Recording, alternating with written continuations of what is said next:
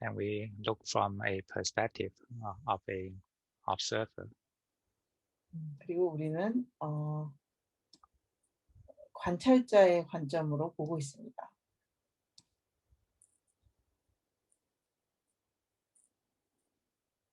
It is the body breathing, not me. 이것은 이제 몸이 호흡하는 것이지 제가 호흡하는 것이 아닙니다.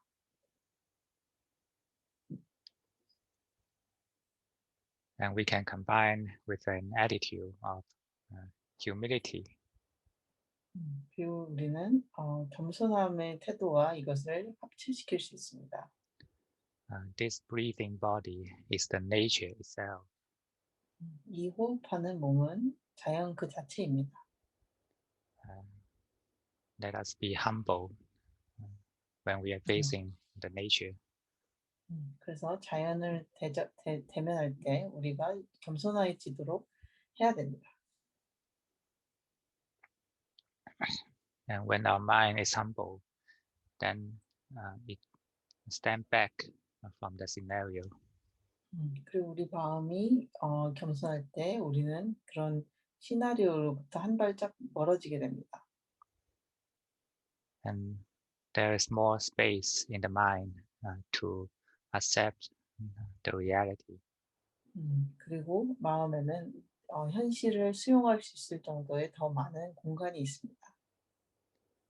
Only when we draw back from the ego, then we know how big the ego was in our mind.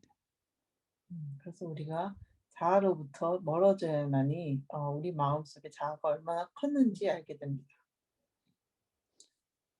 Humility is to reduce the size of ego. 겸손함은 이제 자아의 크기를 줄이는 것입니다.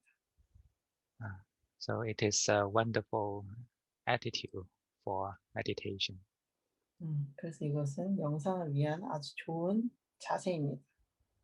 Be a humble knower. 겸손하게 알아차린 자가 되세요.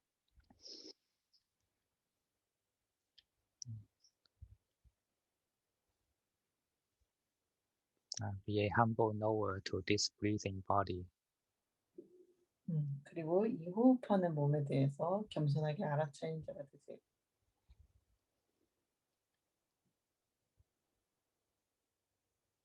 And relaxation is the best way of connection to our meditation object. 그리고 이완은 우리가 명상 대상과 연결되는 가장 좋은 방식입니다. When you pay attention to this breathing body, you can try to relax the body. 당신이 이 호흡하는 몸에 이제 주의를 기울이게 되면 우리는 이제 이것을 이완하려고 할 수 있습니다.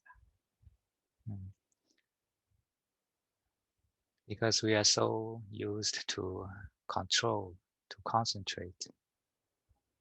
그래서 우리는 그 통제하거나 집중하는 데 너무 익숙해져 있습니다. And and the effort of relaxation is a deconcentration. 그리고 이제 이완의 노력은 집중을 하지 않는 것입니다. But without losing the awareness. 하지만 알아차림을 잃어버리지 않는 상태에서 하는 것입니다.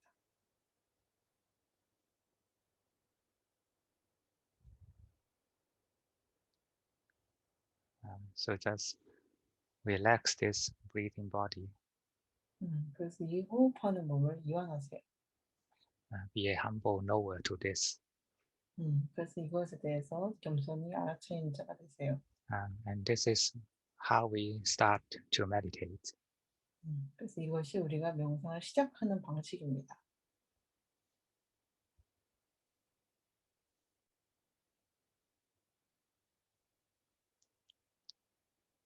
Just give the body some time and space to settle down itself. 그래서 몸을 이제 몸에게 시간을 좀 주시고 이것이 스스로 가라앉을 수 있도록 하세요. And we just draw back and be a humble knower to this. 그래서 우리는 걷어들이고 이것에 대해서 겸손히 아는 자가 됩니다.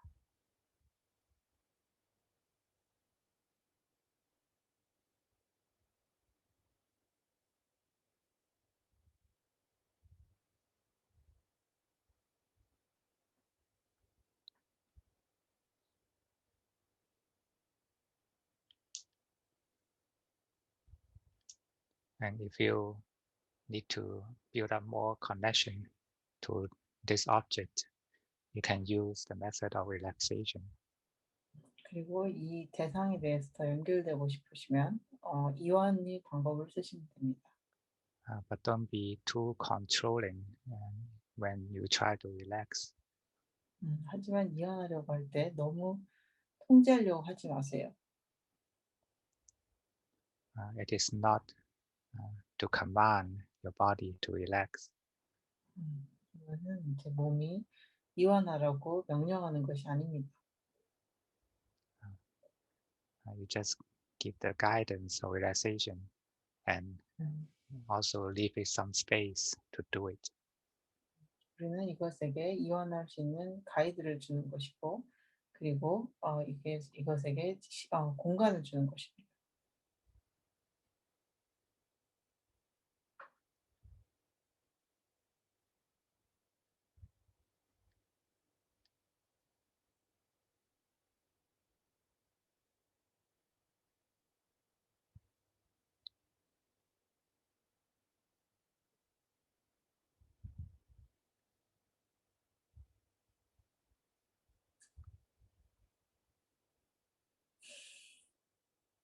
And if there's no special distraction in the physical body, then we can try to relax the brain.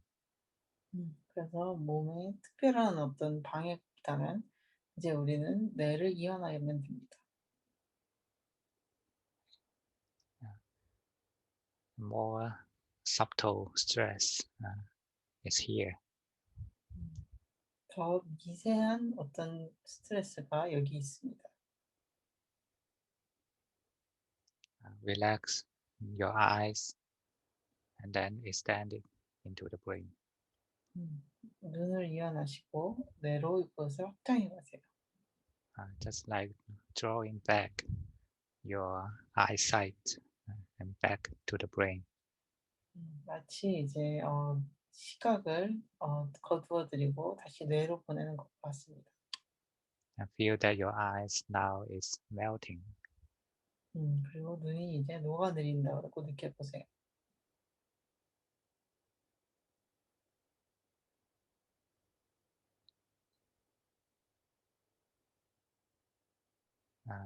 Our eyes is the secret of exhaustion of our mental energy.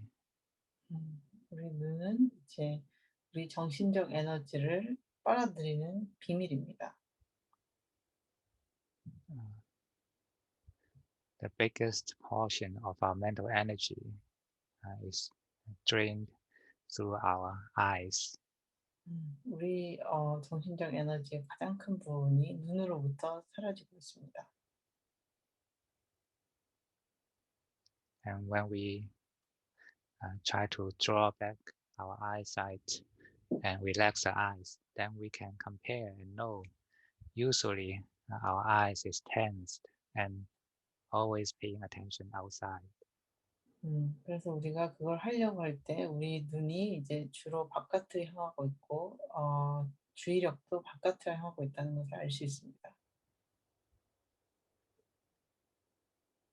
Even when we start to meditate, we also use our eyes to stare at the object. 그리고 우리가 이제 명상을 시작할 때도 우리는 눈을 가지고 대상을 바라보게 합니다. Staring is not necessary for our meditation. 바라보는 것은 우리 명상에 꼭 필요하진 않습니다. We just keep the mild awareness on the meditation object at the present moment, and that is enough. 그래서 우리는 이제 현재 명상 대상에 알아차림을 보내는 것만으로도 충분합니다. The important thing is the continuity of our awareness, not the intensity. 가장 중요한 것은 이제 우리 알아차림의 이 지속성이지 강도가 아닙니다. And the more gentle you keep your awareness on the object, the easier you feel when when we maintain our mindfulness. 그래서 이제 우리가 더 알아차림을 편안하게 이렇게 가볍게 부드럽게 할수록 이것을 유지하는 것이 더 쉬워집니다.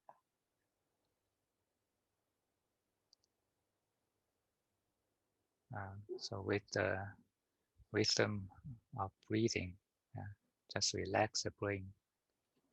그래서 호흡의 지혜를 가지고 뇌를 이완하세요.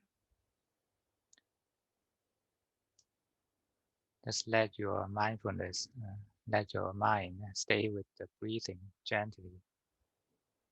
그래서 당신의 알아차림이 당신의 마음을 이끌어서 호흡과 함께하도록 하세요. You can trust your breathing. It is your friend. 당신은 당신의 호흡을 믿을 수 있습니다. 이것은 당신의 친구입니다. Just flow with the breathing. 그래서 호흡과 함께 흐르세요. And it helps to keep your mind present. 그리고 이것은 당신의 마음이 현재에 있도록 도와줍니다. And with such present awareness, we can relax different important parts of the body. 그래서 그런 이제 현재에 있는 알아차림이 이제 몸의 다양한 부분을 이완하게 하는 데 도움이 됩니다.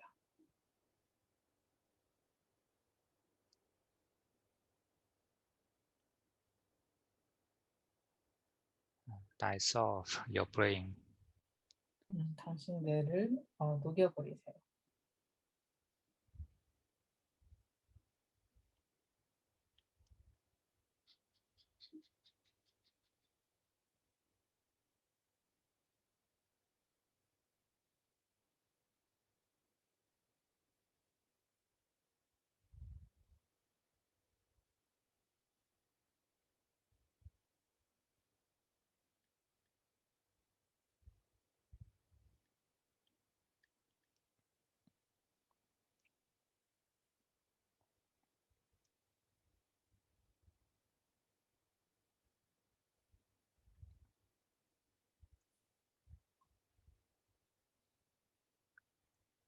Relax and melt your brain in the breathing.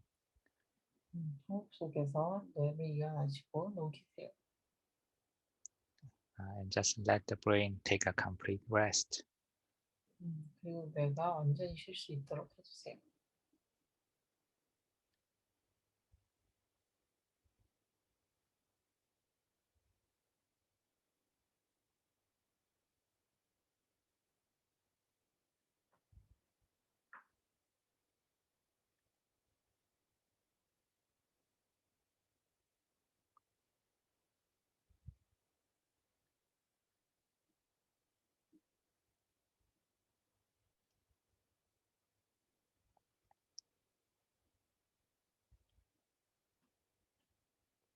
And in the same way, and with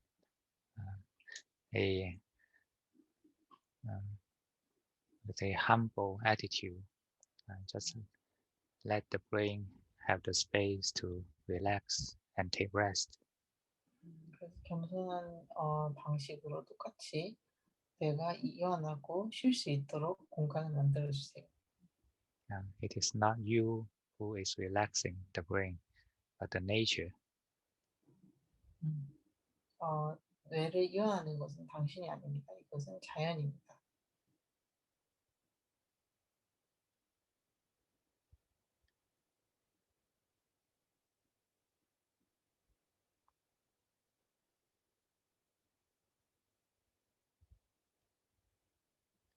And we just stand back and give it more space to relax, to settle down. 그래서 우리는 이제 한 발 물러서서 그것이 가라앉을 수 있는 공간을 줍니다.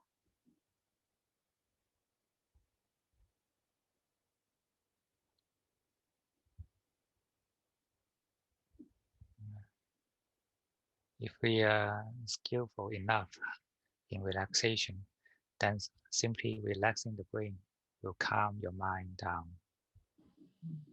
그래서 우리가 이완에 굉장히 숙련이 되면 뇌를 이완하는 것만으로도 당신이 안정이 될 것입니다.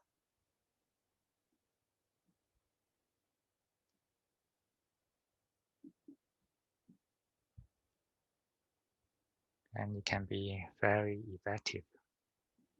이것은 굉장히 효과적일 수 있습니다. You can calm down the mind just within 2 or 3 minutes.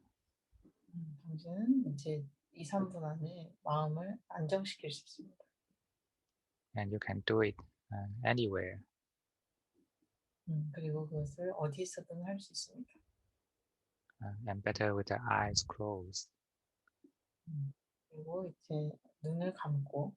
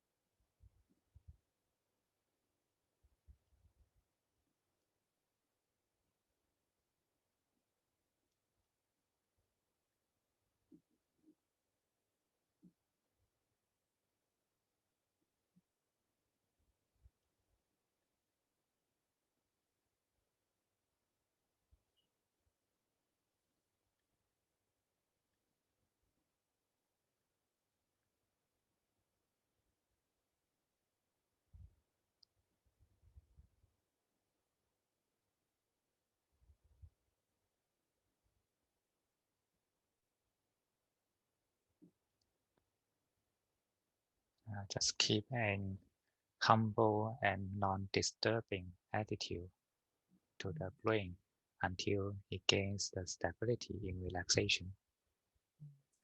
그래서 겸손하고 그런 방해하지 않는 태도로 뇌를 보시고 이것이 어떤 안정성을 가질 때까지 그렇게 해 주세요.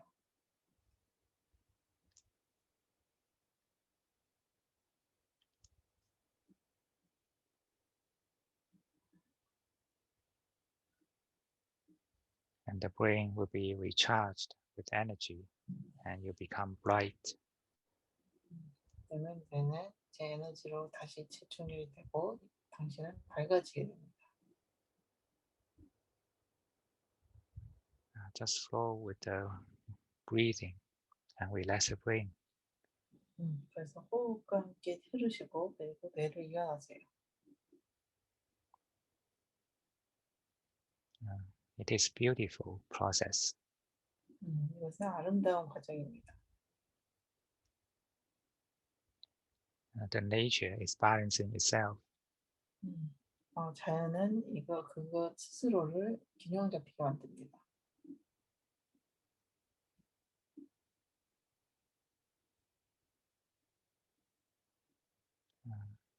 We just simply surrender the ego, just surrender the want to control. Then 우리는 it will be balanced. 우리는 이제 자아를 버리고 그리고 통제하고자 하는 것을 버리고 그러면 이것은 균형 잡히게 될 것입니다. The only thing is to keep our mind aware. 그래서 중요한 것은 이제 우리 마음이 깨어 있는 것입니다. Just stay at the present moment. 그래서 현재에 머무르세요. And staying at the present moment is simply to make our mind natural. 그리고 현재에 머무르는 것은 우리 마음을 자연스럽게 하기 위해서입니다. The mind without mindfulness will naturally drop back into the mode of master.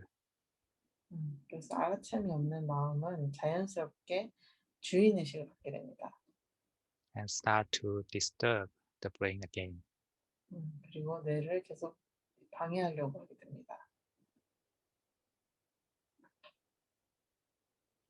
So the only enemy against your peacefulness is you yourself. 그래서 당신의 평화로움의 유일한 적은 당신 자신밖에 없습니다.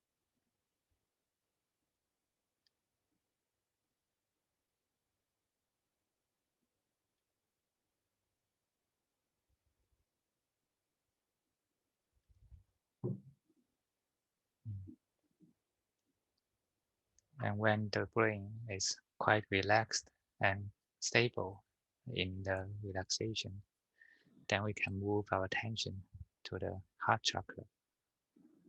그래서 당신의 뇌가 이제 충분히 이완이 됐을 때 우리는 이제 가슴 차크라로 옮겨갈 수 있습니다. Uh, with the rhythm of breathing, relax your heart, open it to the nature. 그래서 호흡을 리듬으로 심장을 이완하시고 이것을 자연에게 열어주세요.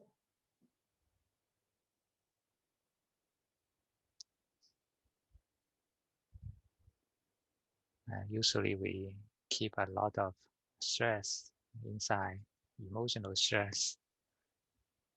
보통 우리는 굉장히 많은 스트레스를 안에 갖고 있습니다. 정서적인 스트레스입니다. And usually we are so used to locking, to lock this stress in the heart. 하지만 우리는 이제 주로 이것을 이제 가슴에 잠궈버리는 것에 익숙합니다. Just open the lock and leave it to the nature. 그래서 이것을 여시고 자연에게 맡기세요.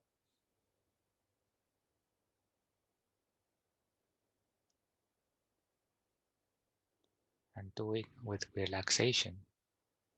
그리고 이제 이완과 함께 하세요. With humility and relaxation, we can gradually fuse into the nature. 그래서 겸손함과 이완을 통해서 우리는 점진적으로 자연과 하나 될 수 있습니다.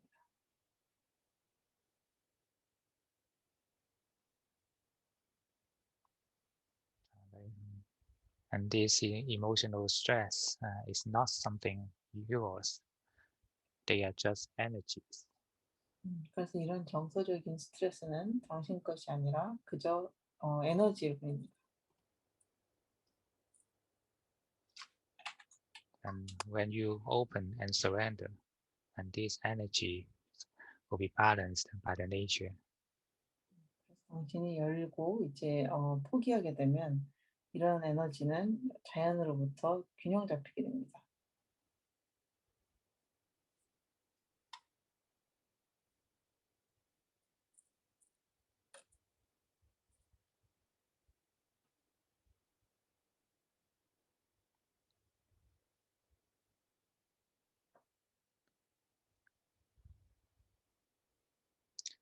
Just stay with the gentle breeze of the breathing. 그래서 이제 호흡을 부드러운 바람과 함께 하세요. And this wind will harmonize your heart. 그리고 이 바람은 당신의 가슴을 균형 잡히게 만들 것입니다. 조화롭게 만듭니다.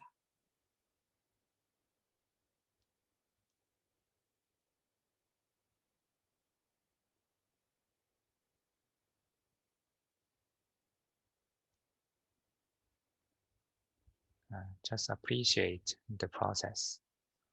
그래서 이 과정을 존중하세요.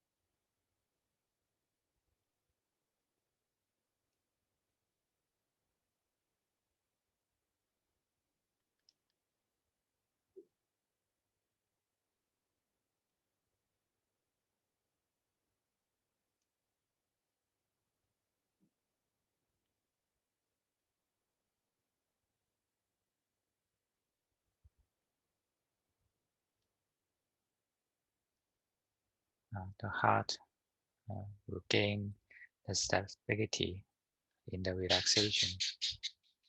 그래서 가슴은 이완을 통해서 안정성을 가지게 됩니다. And then we can let go the heart and just leave it to the nature. 그렇게 되면 우리는 가슴을 놓아버리고 이것을 자연에게 맡기게 됩니다. And pay attention to the one who is knowing the breathing.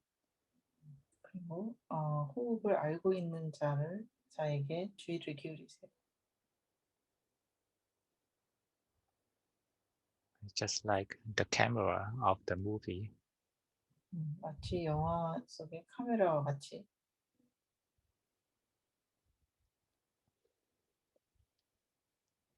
Relax this knower. 이 아는 자를 이완시키세요.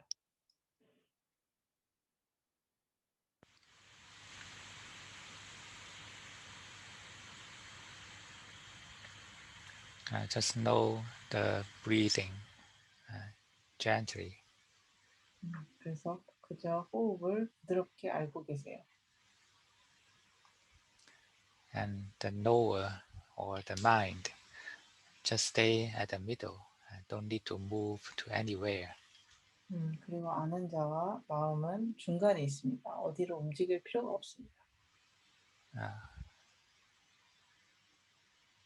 The object that we are knowing, that is the breathing, it is in front of us, but we don't need to move forward in order to know. 우리가 알게 되는 대상, 호흡은 우리 앞에 있지만 우리는 앞으로 이동할 필요가 없습니다. Just stay at the home and know the breathing in front of you. 그저 집에 계시고 당신 앞에 있는 호흡을 알고 계세요. Find the home yourself. 그래서 스스로 자기 집을 찾으세요.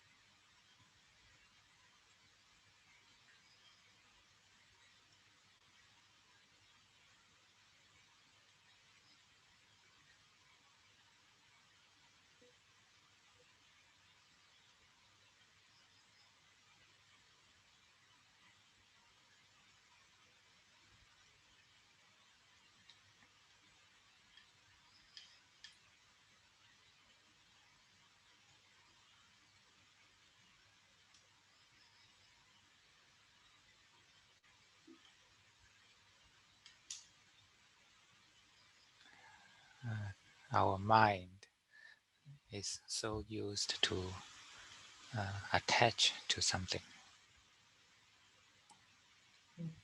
우리 마음은 무언가에 집착하는 것에 굉장히 익숙합니다.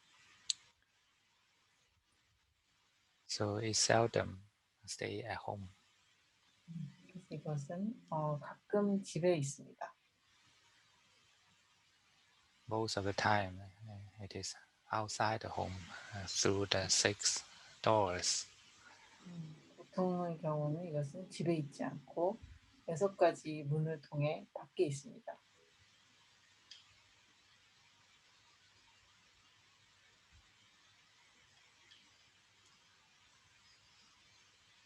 And only when we give up to control this mind and this knower, then it will remain at home. 그리고 우리가 통제권을 이 아는 자를 통해서 이제 포기하게 되면 그래야지만 이제 우리는 집에 있을 수 있습니다.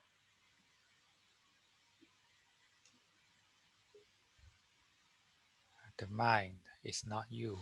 It is just a victim of you. 마음은 당신이 아니고 이것은 당신의 I'm sorry, something of you. Just say victim. 이것은 당신의 이제 피해자일 뿐입니다. 희생양일 뿐입니다. Just like our brain, our heart, and also this mind. 마치 우리 뇌 그리고 가슴 그리고 이 마음과 같이. And what's so called you means the ego, means the defilement. 그래서 이제 당신이라고 불리는 것은 자아고 이제 번뇌입니다.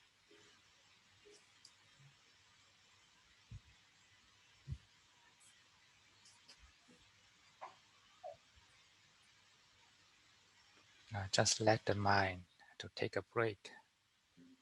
그래서 마음이 이제 쉴 수 있도록 해주세요.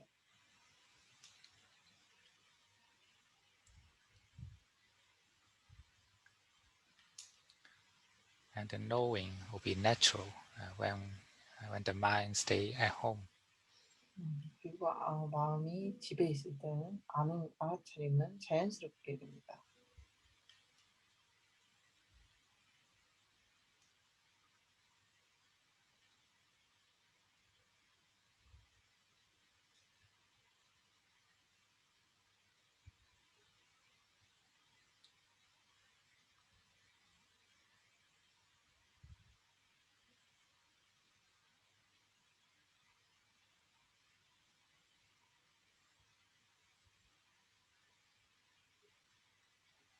And in the beginning stage of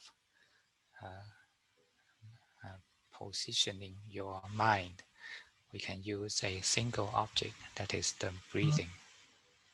그래서 처음에 마음을 이제 이렇게 놔둘 때 호흡을 사용할 수 있습니다. It will make it easier. 이것을 더 쉽게 만들 것입니다.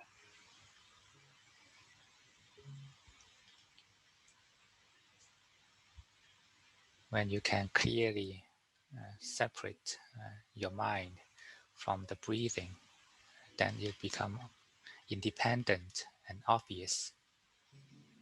당신이 이제 마음을 완전히 호흡으로부터 분리할 수 있으면 이것은 when you can clearly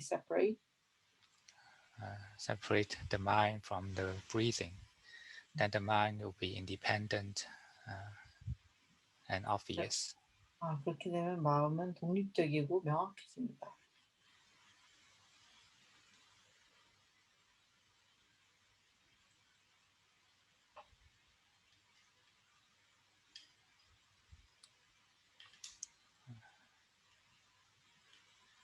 The mind detached from the object will show you its original face. 그래서 마음이 이제 대상으로부터 떨어지게 되면 이것을 본 모습을 보여주게 됩니다.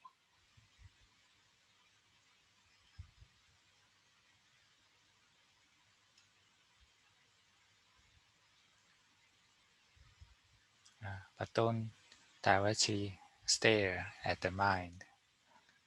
하지만 이제 마음에 직접적으로 그것을 쳐다보지 마세요. Anything that you can look at is not the mind itself. 당신이 볼 수 있는 것은 마음 그 자체가 아닙니다. Just know the breathing and feel the camera. 그래서 호흡을 아시고 그리고 카메라를 느껴보세요. Relax the camera. 카메라를 이완하세요. This is the way to do it. 이것이 하는 방식입니다.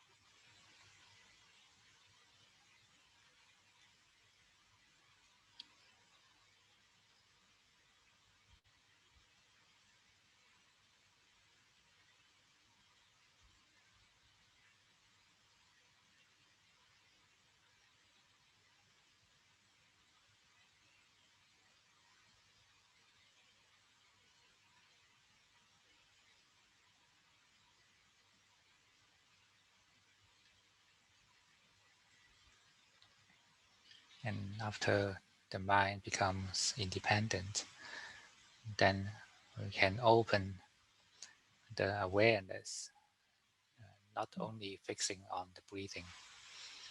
그래서 마음이 독립적으로 되면 이것은 이제 호흡에만 집중하지 않고 알아차림을 열 수 있게 됩니다.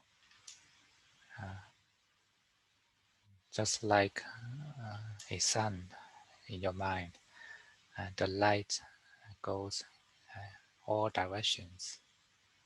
마치 이제 당신의 마음속에 태양이 있는 것 같습니다. 그 빛은 모든 방향으로 뻗어나갑니다. The breathing is still in front of you, but your awareness is all direction. 그래서 호흡은 아직 당신 앞에 있지만 당신의 알아차림은 모든 방향에 있습니다.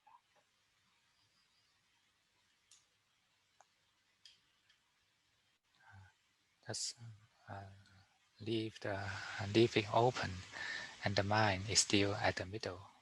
그래서 이것을 열어놓고 마음은 아직 중심에 있습니다. It is at the same time middle and all embracing.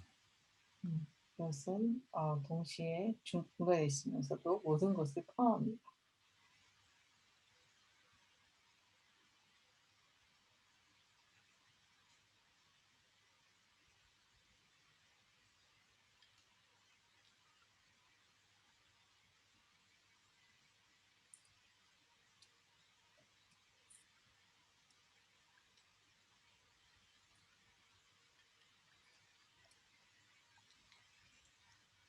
So try to maintain your mind at home in such open awareness. 그래서 그런 열린 알아차림 속에서 당신의 집을 계속해서 가지고 있으려고 하세요.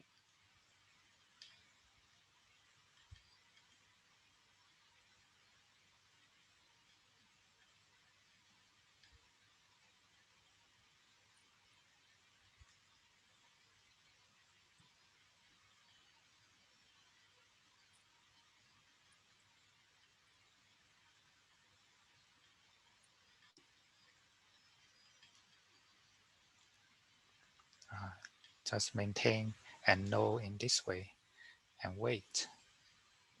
그래서 이것을 유지하고 이런 방식으로 알고 계시고 기다리세요. Let the mind relax and get used to this situation. 그래서 마음이 이완하고 이 상황에 익숙해지도록 하세요. Not to maintain with force. 힘으로 그것을 유지하려고 하지 마세요. But to relax into this condition. 하지만 이런 조건에 이완해서 들어가려고 하세요. Relax into the home.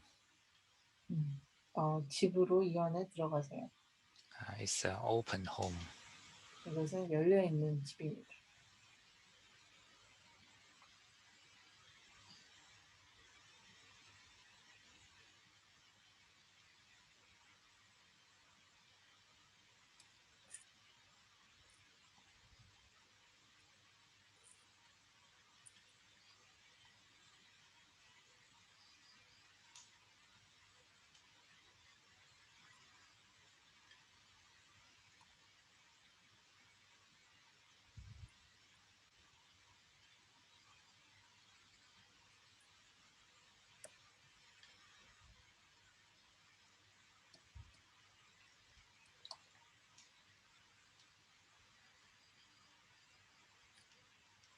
And when the mind get used to this open home, then stability will be established.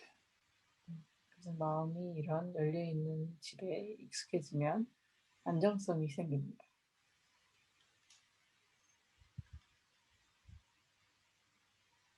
And this is what we call samadhi. 이것이 우리가 말하는 삼매입니다. Samadhi means transcendent balance. 삼매라는 것은 이제 초월적인 균형을 의미합니다.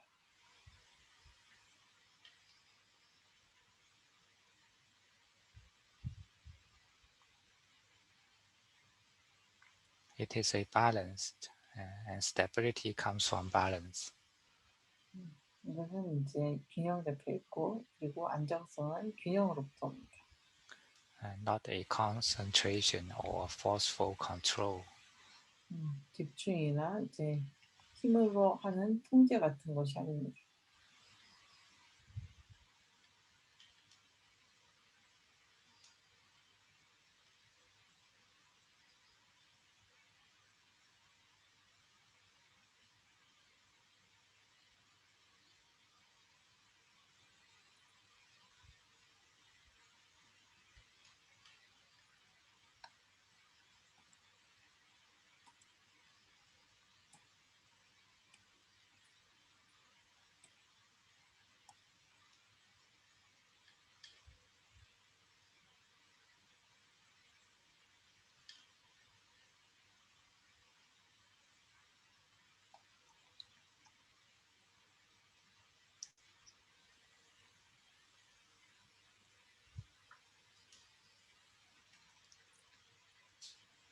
If we do the samadhi in this correct way, then it is a very good medicine for our mind.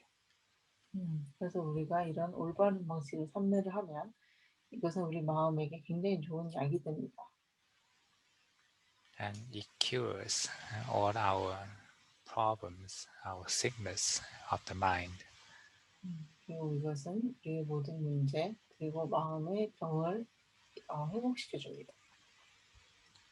All the mental sickness comes from the five hindrances. 모든 정신적인 병은 내 오장애로부터 옵니다.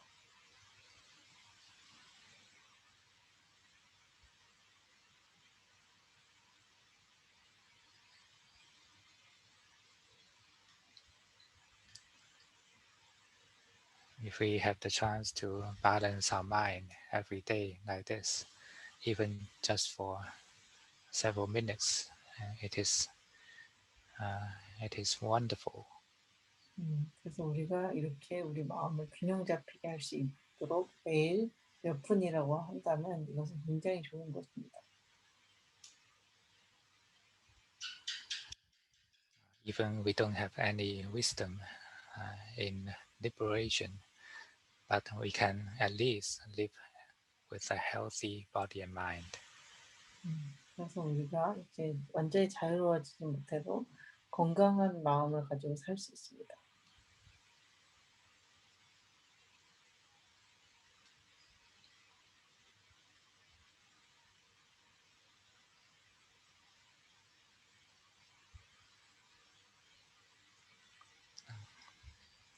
And when the mind gains its stability in this open awareness, then now we can let it go.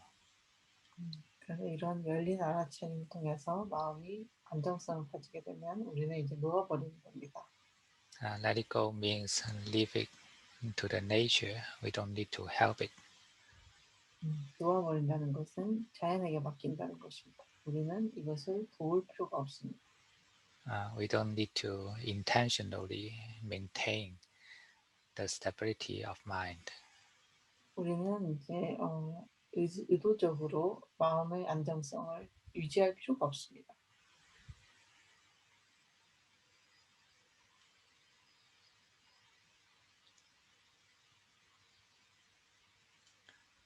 And just pay attention to the present moment. 그래서 현재 이 순간에 주의를 기울이세요. The pure present moment without any past and future. 순수한 현재, 과거나 미래가 없는 현재입니다. This is the reality happening in us. 이것은 이제 우리 안에서 일어나는 현실입니다. The past and the future is not here. 과거와 미래는 여기 없습니다. They are just illusion. 그것들은 그저 환상입니다. The only reality is the present moment. 유일한 현실은 이제 현재 이 순간입니다. And what is it now happening? 그래서 지금 일어나고 있는 것은 무엇인가요? The breathing and the knowing. 호흡과 아는 것. But once they happen at this moment and they cease away, 그것이 이 순간에 일어나자마자 그것은 사라집니다. so in every moment, and this process happens again and again. 그리고 모든 순간에 이 과정은 계속해서 반복됩니다.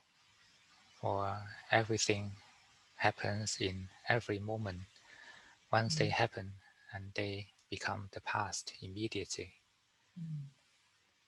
모든 것들이 매 순간에 일어나자마자 그것은 이제 직격적으로 사라집니다. Pay attention to the cessation of every moment. 그래서 매 순간의 끝을 주의 깊게 보세요. The whole world, including this mind, is ceasing in this moment. 온 우주 그리고 이 마음도 함께 이 순간에서 사라지고 있습니다. There's nothing that we call I, which can exist across the time. 그래서 우리가 생각하는 나라는 것은 이제 시간을 지나서 존재할 수 없습니다.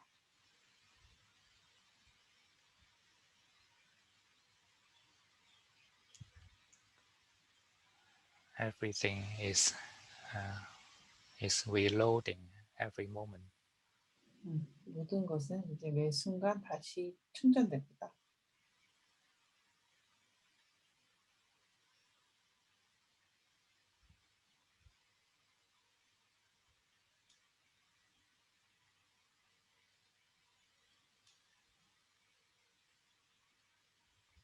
Just look at the present moment with this perspective. 그래서 현재를 이런 관점으로 보세요. Just observe it quietly 이것을 조용히 관찰하세요. without thinking. 생각하지 마시고.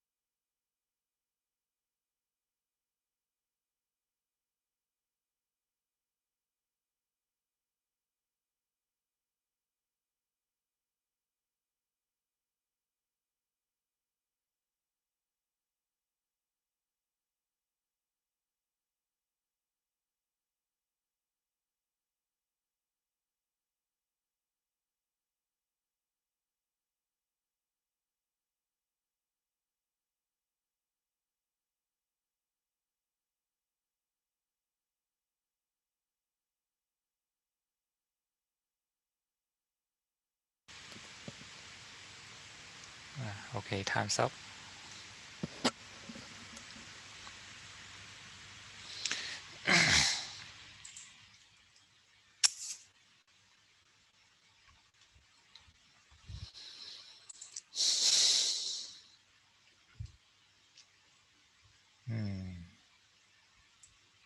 Okay, do you have any question on meditation? Liu? 네, 명상과 관련해서 그 질문 있으실까요?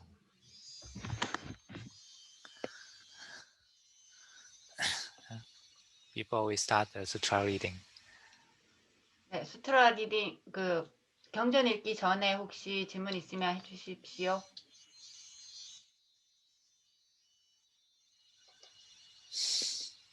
Okay, no question. Okay, then we can start. 네, 질문 없으시면 경전 읽기 시작하겠습니다. So, Liu, can you share the screen of the sutra? Are you the host? Okay.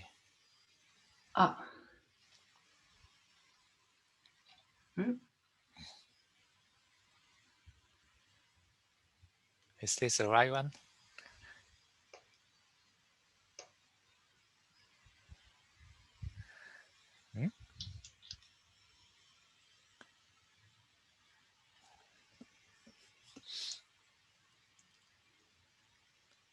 Magga Vibhanga Sutta. Yes, okay. We can directly jump to the core part. 네, 그 핵심 부분으로 바로 들어가겠습니다. Can you drag it down to the later part?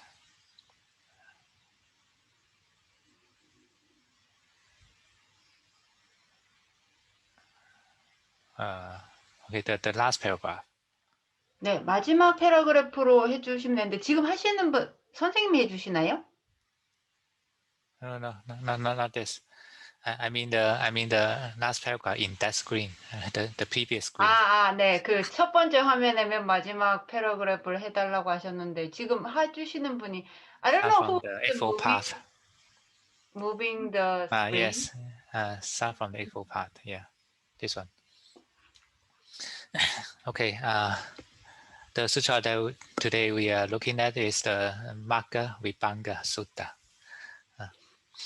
And 네. Magga means the path. That means the Eightfold Path.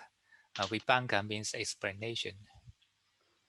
네, 지금 오늘 하는 건 마카 위방카 경전인데요. 마카는 8가지 길에 대한 거고 위방카는 설명이라고 합니다. So the content of this sutra is talking about the Eightfold Path. 네, 그리고 이 경전의 내용은 8가지 길에 대해서 설명을 하고 있습니다. And we start from here. The Blessed One said, "Now what, monks, is the Eightfold Path?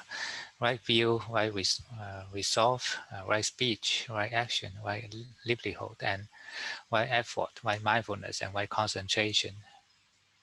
네, 여기서 말한 8가지 도란, 바른 견해, 바른 사유, 바른 말, 바른 행위, 바른 생활, 바른 노력, 바른 알아차림, 바른 삼매입니다.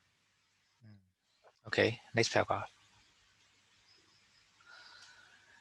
And first, what is right view? It is the knowledge with regard to stress. Stress here means suffering. Knowledge with regard to the origination of stress. Knowledge with regard to stopping of stress.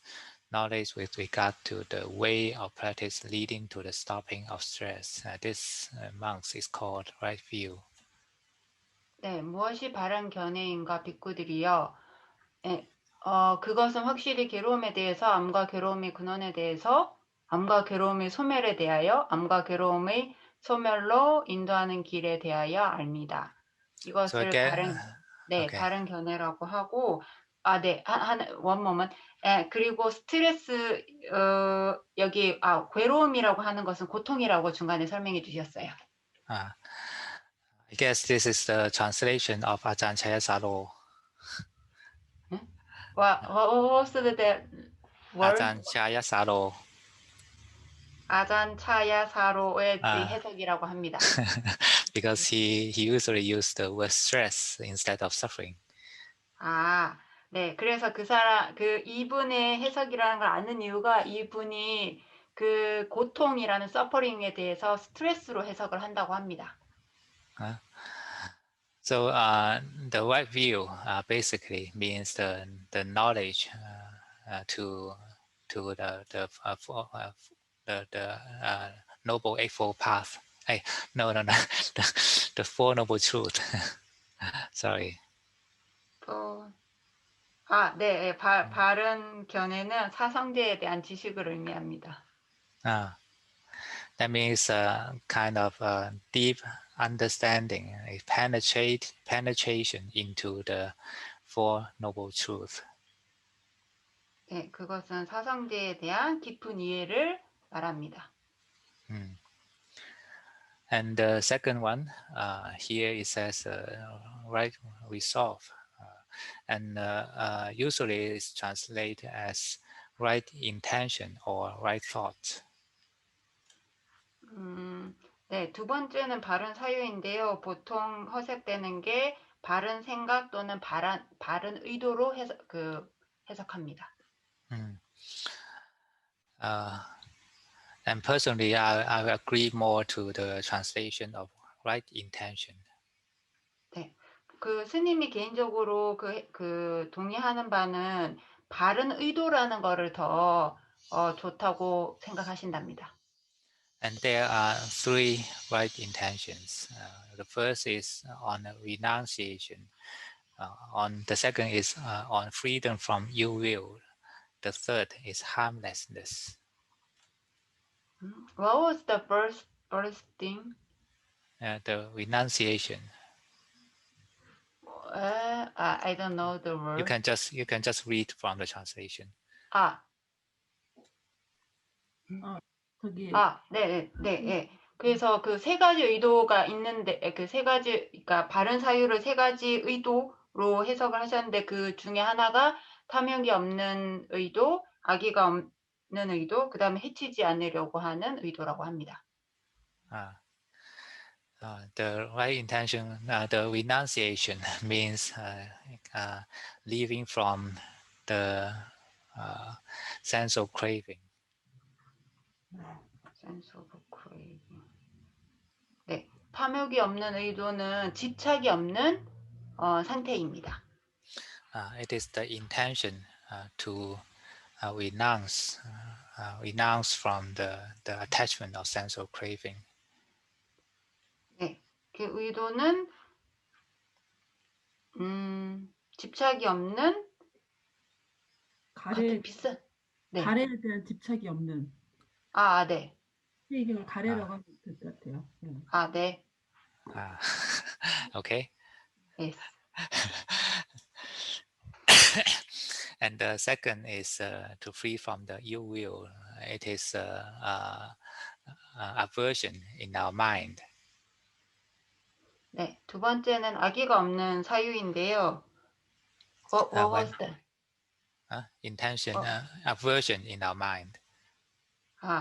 Our bad 우리 thoughts. 우리 마음 속에 진심을 말합니다. Our bad thoughts, our bad emotions in the mind. This is ill will. 네, 우리 마음 속에 있는 나쁜 생각, 나쁜 느낌이 악의가 있는 의지입니다. And harmlessness is more on the behavior. 네, 그리고 해치지 않으려고 한다는 것은 행동에 대한 것입니다. Including our bodily behavior and vocal behavior. Speech means speech. 네. 그래서 그것은 몸으로 하는 행동과 그 다음에 말로 하는 것을 포함합니다. And harmlessness is the principle for the five precepts. 네. 그래서 해치지 않으려고 한다는 것은 5개에 대한 원리입니다. The core principle of 5 precepts is harmlessness. It's not to harm other people. 네, 그 5개의 핵심은 그 다른 사람에게 해를 끼치지 않는 것입니다. Not to kill, not to steal, not to have sexual misconduct, not to lie, and not to drink alcohol. 네, 그래서 죽이지 않고 훔치지 않고 거짓말하지 않고 I'm sorry I didn't I cannot. Which one? 네. 않고 네. 사음하지 않는 거, 성적으로 부도덕한 행동을 하지 않는 거. 예. 네. And the core of these 5 precepts is not to harm other people, other than not to harm ourselves, and also not to harm other people. 네. 5개의 핵심은 남을 해치지 않는 것이지 나를 해치지 않는다는 의미가 아닙니다. And the principle of 8 precepts is on the renunciation from sensual craving, and also you will. 네, 이 5개의 원리는 탐욕이 없는 사유와 악이 없는 사유에도 포함되어 있습니다. Because these two are usually paired together. 네, 왜냐하면 이 두 개가 같이 연결되기 때문입니다. When we gain something we like, then we will enjoy. And when something we like disappears from us, then you will. 네, 그 원하는 것을 갖게 되면 우리는 즐기고 원하는 것이 없어지면 우리는 악의를 갖게 됩니다. So in the 8 precepts, we make a challenge to our sensual craving. 네, 그 8개에서는 우리가 탐욕에 대해서 집착인가요? 예, 도전을 의미합니다. So in the 8 precepts, we refrain from any sexual behavior, and we refrain from eating too much, we refrain from sleeping too comfortably, we refrain from enjoying music and movies. 네, 그래서 그 8개에서는 우리가 감각적인 욕망, 먹는 거, 그리고 I forgot the third one. 음악에 대해서 즐기는 거. 네, 영화하고 중간에 하나 더 있었는데. So this is a training for the mind to renounce. 네, 그래서 이것은 탐욕이 없도록 하는 마음의 훈련입니다. And so you see that these 3 are the intentions for our good behaviors. 이 3가지는 우리가 좋은 행동을 하기 위한 의도입니다.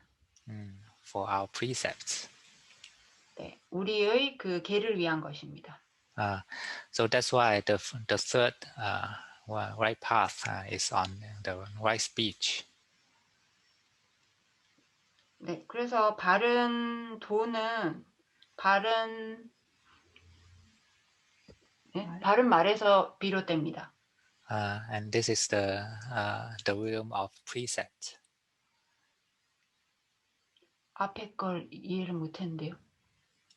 나도 무슨 단어인지 못 들었어. What was the first? This is the field of precept. Field. It goes into the precept. Right speech is on the precept. 바른 말은 개에 있다는 얘기신 것 같아요. 네. So what is right speech? Abstaining from lying, abstaining from divisive speech, abstaining from abusive speech, abstaining from idle chatter, and this is called right speech.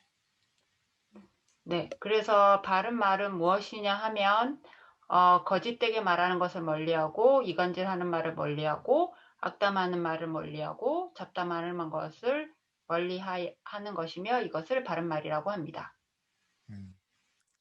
So these four are the wrong speech. So we refrain from all these kinds of wrong speech. Then we can protect our mindfulness.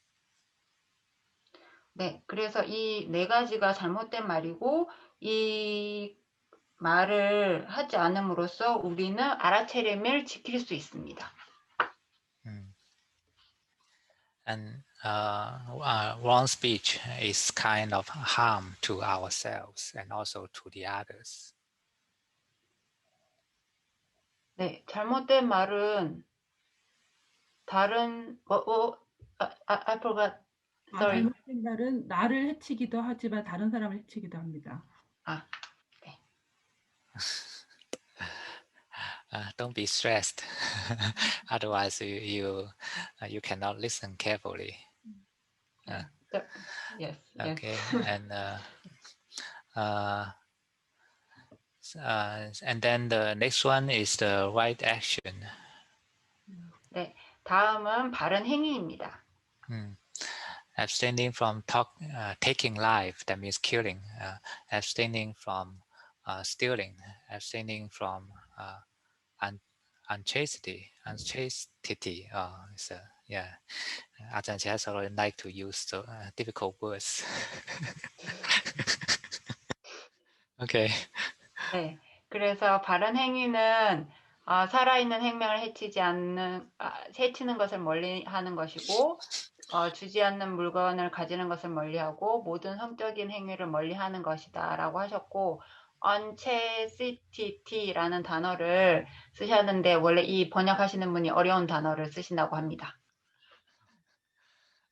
Basically, here it means the first three precepts of the five precepts. 네, 그래서 요 바른 행위에서는 5개 중에서 앞의 3가지 계에 대해서 설명하고 있습니다. And the right speech means the fourth precept. 네, 그리고 바른 말은 네 번째 계를 의미합니다. 네. Here use the five precepts as example, but for those who is observing the 8 precepts, then 8 precept is the right speech and right action of him. 네, 여기서는 5개를 개로 쓰고 있는데 8개로 한다면 바른 말과 바른 행동을 포함합니다. And for the monks, the 223 precepts is the right action and right speech. 스님들에게는 223개의 계가 있고 그게 바른 말과 바른 사위에 해당된다고 합니다. So it depends on the one who observe the precept. We just behave with our precepts, and this is the right action and right speech. I could not follow you. Just observe our precepts well, and this is the right action and right speech.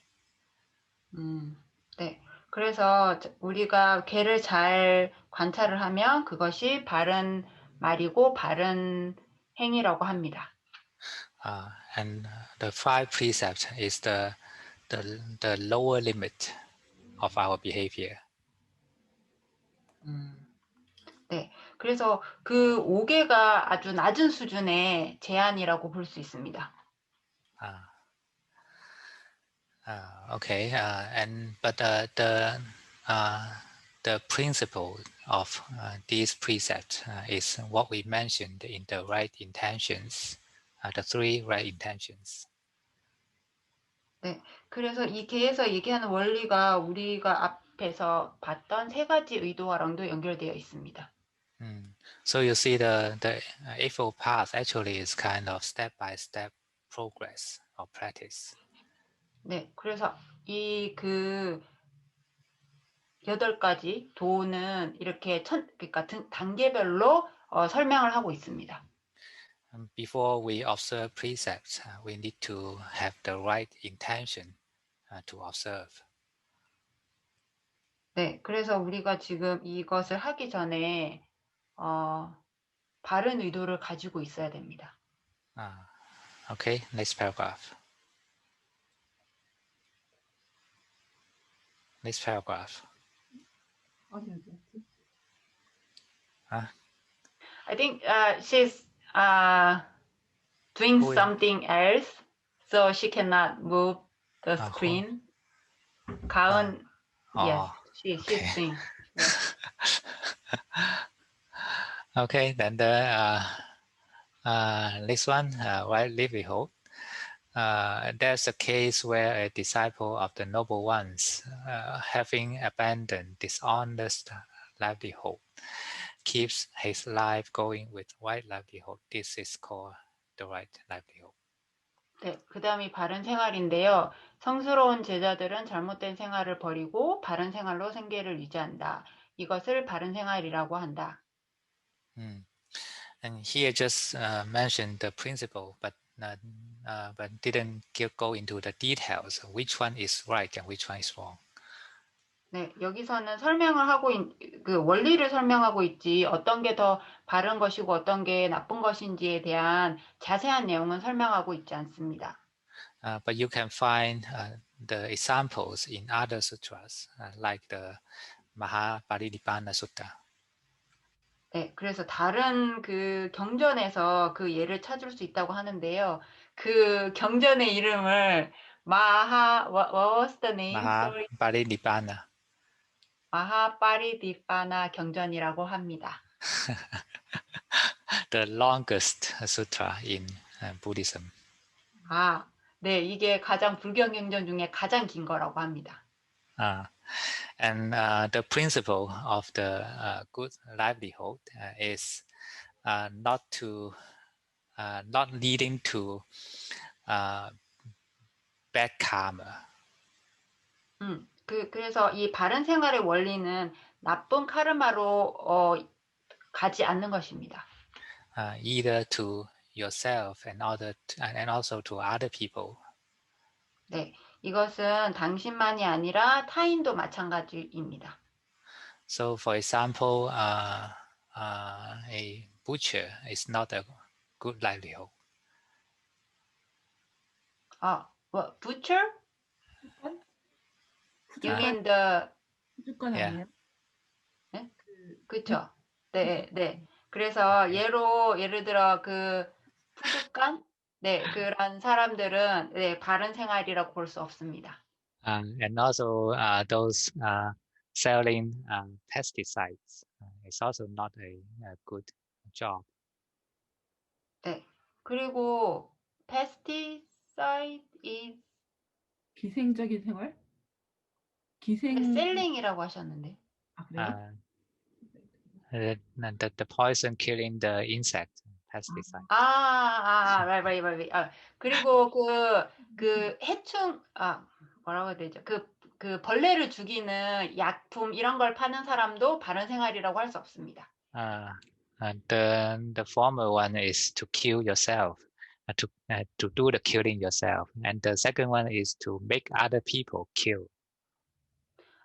첫 번째 거 앞에 푸주간 이 경우에는 자신이 그 어떤 걸 해치는 거고 두 번째 이제 그 해충제를 파는 사람은 다른 사람에게 해치도록 하기 때문에 둘 다 바른 생활이 아닌 것입니다. So a good job is the jobs that will not make you break the precept and also will not make you break other people's precept. 그래서 좋은 직업은 그 자신이 계를 지키도록 하고 남도 계를 깨지 않도록 하는 것이 좋은 직업입니다. Okay, next one, the right effort. There is the case where a monk generates desire, endeavors, activates persistence, upholds and exerts his intent for the sake of non-arising of evil, unskillful qualities that have not yet arisen. This is the first one, the first part. Then the second, he generates desire on the same sentence for the sake of abandonment of evil and skillful qualities that have arisen. The first is have not yet arisen. The second have arisen, and the third for the sake of arising. For the sake of arising skillful qualities that have not yet arisen. And the fourth, where's the generates desires and endeavors that activates persistence, upholds and exerts its intent for maintenance, non-confusion, increase, plenitude, development and culmination of skillful qualities that have arisen. There's so many difficult words I can't read. This is right effort. 네, okay. 그래서 네, 바른 노력은 아직 일어나지 않은 악한 불선법들을 일어나지 않게 하기 위해서 의지가 생기게 하고 노력하고 정진으로 힘쓰고 마음을 다잡아서 쓰려고 하는 것이고, 두 번째는 이미 일어난 것들을 하는 것이고요. 그 다음에 세 번째가 아직 일어나지 않은 선법들을 일어나게 하기 위한 것이고, 네 번째는 화면을 조금 올려주시면 And now I'm sure the translation is comes from Ajahn Jayasaro. 네. 그래서 그러니까 지금 제가 그 밑에 있는 마지막 줄은 못 읽었는데 안 올려주셔서 확인해 보시면 될 것 같고요. 근데 여기에 어쨌든 스님 보시기에 되게 어려운 단어들이 많이 쓰이고 있고, 그래서 그것 때문에 아까 말씀하신 그 분이 해석한 게 맞다고 하십니다. So here the right effort means the four right efforts. 네. 그래서 요 바른 노력은 네 가지 노력을 의미합니다. For those non-arising, for the have not yet arisen, not arisen evil, we should try to make it not to arise. 네, 그래서 첫 번째 아직 일어나지 않은 악한 법에 대해서는 일어나지 않도록 하는 것입니다. And for the evil that have already arisen, then we try to abandon it. 네, 이미 일어난 그 악한 법에 대해서는 just try to sorry. abandon. 네, 버리려고 하는 것입니다. And the third, for those skillful qualities that have not yet arisen, we try to make it arise. 그리고 아직 일어나지 않은 선법에 대해서는 일어나도록 하는 것이고요. And the last one, for the good qualities that have already arisen, we try to develop it. 네, 그리고 이미 일어난 선법에 대해서는 발전시키도록 노력하는 것입니다. And this is called four right efforts. 네, 그래서 이것을 네 가지 바른 노력이라고 합니다. Can you scroll down? 가은아, 이거 좀 내려줘봐, 가은아. 조금 내려줘. 내려줘. Okay, next paragraph. 네.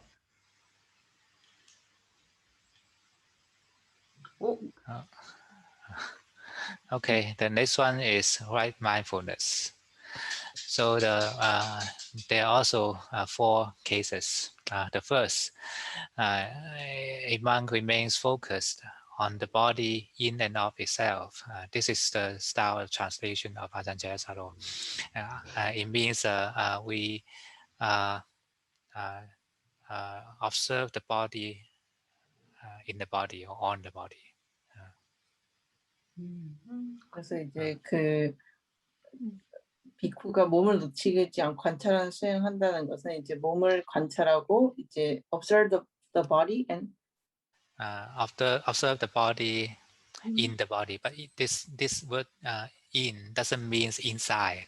It's just it's a locative form, just to state the location. It is on the body, and observe the body on the body.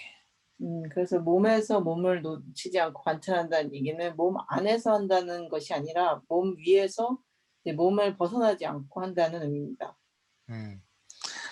Because in the Bali word, kaye kayanupassi viharati, kaye is a locative case of the word body, so it means it points out it is on the location of the body, but it didn't say it is inside or outside. 그래서 이제 이거 빨리어로는 이제 몸의 위치에 대해서 얘기하는 그런 단어긴 하지만 이것은 밖이나 안 inside and outside. Didn't say it is inside or outside. 하지만 이것이 안에 있는지 밖에 있는지에 대해서는 얘기하지 않았습니다. Just so that we should stay with the body and observe the body. 그래서 우리가 이제 몸과 함께하고 몸을 관찰해야 된다는 의미입니다. And ardent, aware, and mindful. These are the three elements of right mindfulness. 그래서 이제 ardent, 열심히. 열심히 그리고 깨어 있고 그리고 알아차리는 거. Ardent means diligence, means the right effort that we mentioned. 그래서 열심이라는 것은 이제 올바른 노력을 의미합니다. It means the vitality of our mind, and also it means the function that to abandon the evil and develop the skillful. 그래서 이것은 이제 마음의 이제 생동성을 의미하는데 이것은 좋은 것을 키우고 그 악한 것을 없애는 것을 의미합니다. And the second one, the awareness. Awareness, the Bali word is the sampajanya. 그리고 이제 알아차림, 알이라는 것은 이제 빨리어로는 삼바차냐라고 합니다. And the right translation for sampajanya is full awareness.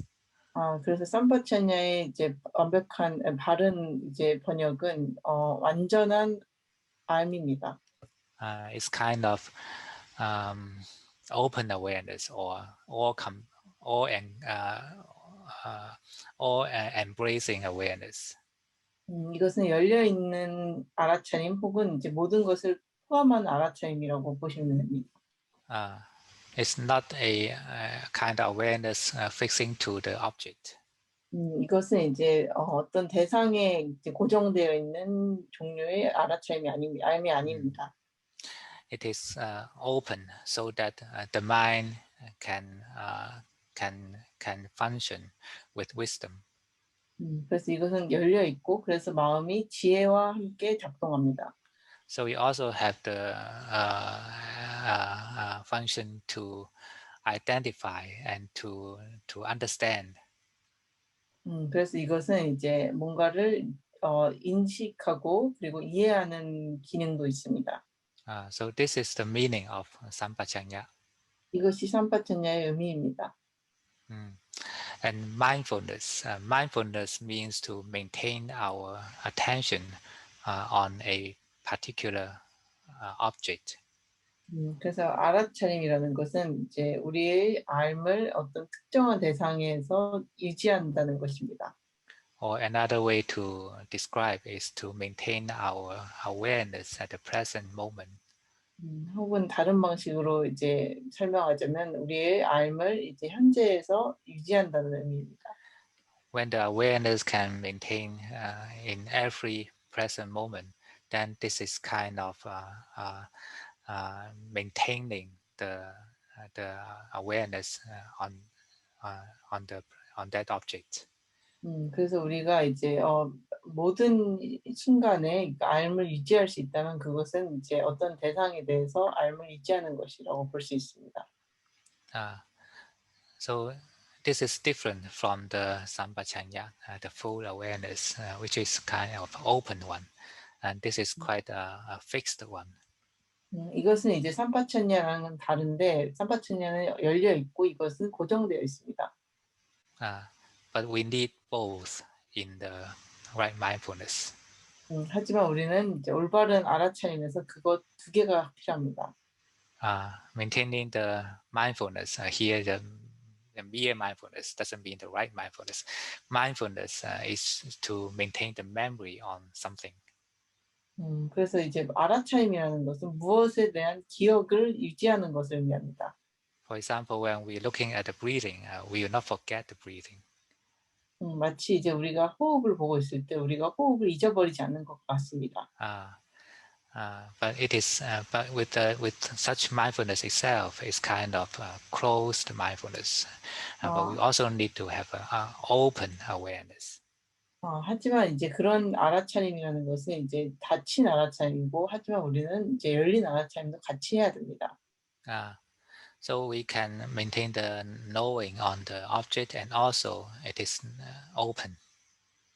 그래서 우리는 이제 대상에 대한 암을 이제 유지해야 되고, 그리고 이것을 열려 있게 만들어야 됩니다. And the mindfulness with all these three elements is called right mindfulness. 그래서 이제 알아차림, 이 세 가지가 다 있는 알아차림은 바른 알아차림이라고 할 수 있습니다. Together with the right fields that it works. 그리고 이제 right field, right sphere. 그래서 그리고 이제 이것이 작동할 수 있는 바른 어떤 범위가 있습니다. So here he mentioned the four spheres: the body, the feeling, the mind, and the Dhamma. 여기에서 말한 것은 네 가지가 있는데, 하나는 몸, 느낌, body feeling and mind and Dhamma. 그리고 마음과 이제 법이 있습니다. The four Satipatthanas. 사념체입니다. So this is the meaning of the right mindfulness. 그래서 이것이 이제 바른 알아차림의 의미입니다. So it's ardent awareness and mindfulness, and also the right sphere, that is the four Satipatthanas. 그래서 이제 열심히 분명함 그리고 알아차림 이 세 가지와 이제 바른 사념처에 대한 바른 범위입니다. Okay, so next paragraph. And the last one is the right concentration. That means the right samadhi. 그리고 마지막은 이제 바른 집중인데 이것은 바른 삼매를 의미합니다. Personally, I would rather use the translation of stability. 저는 개인적으로 이제 안정성이라는 번역을 더 사용하고 싶습니다.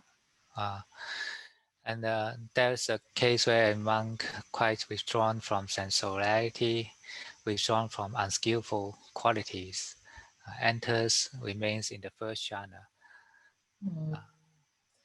그래서 이제 그 어떤 비구가 이제 욕구를 그 감각적인 것으로부터 벗어나고, 그리고 불선법들로부터 이제 벗어나고 하면은 이제 첫 번째 선정이 듭니다. Sensuality means the sensual craving. That is the first of five hindrances. 감각적인 것이라고 하는 것은 이제 감각적 쾌락을 의미합니다. 그것은 5장의 첫 번째 요소입니다. And the other unskillful mental qualities means the other four of the five hindrances. 그리고 나머지 불선법들은 이제 나머지 네 가지 요소들을 의미합니다. So together here it means the five hindrances. 그래서 여기서는 이제 5장애를 의미합니다. 이 두 개를 합치면. So how to enter the first jhana is to withdraw from five hindrances.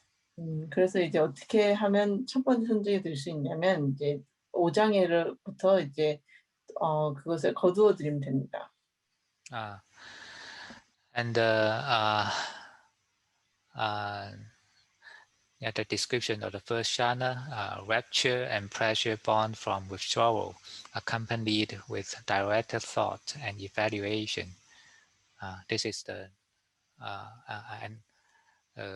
okay, yeah. This is a description of the first jhana. 그래서 첫 번째 선정에서는 이제 거두어들임으로 인하여 생겨나는 어떤 희열과 기쁨, 즐거움, 그리고 이제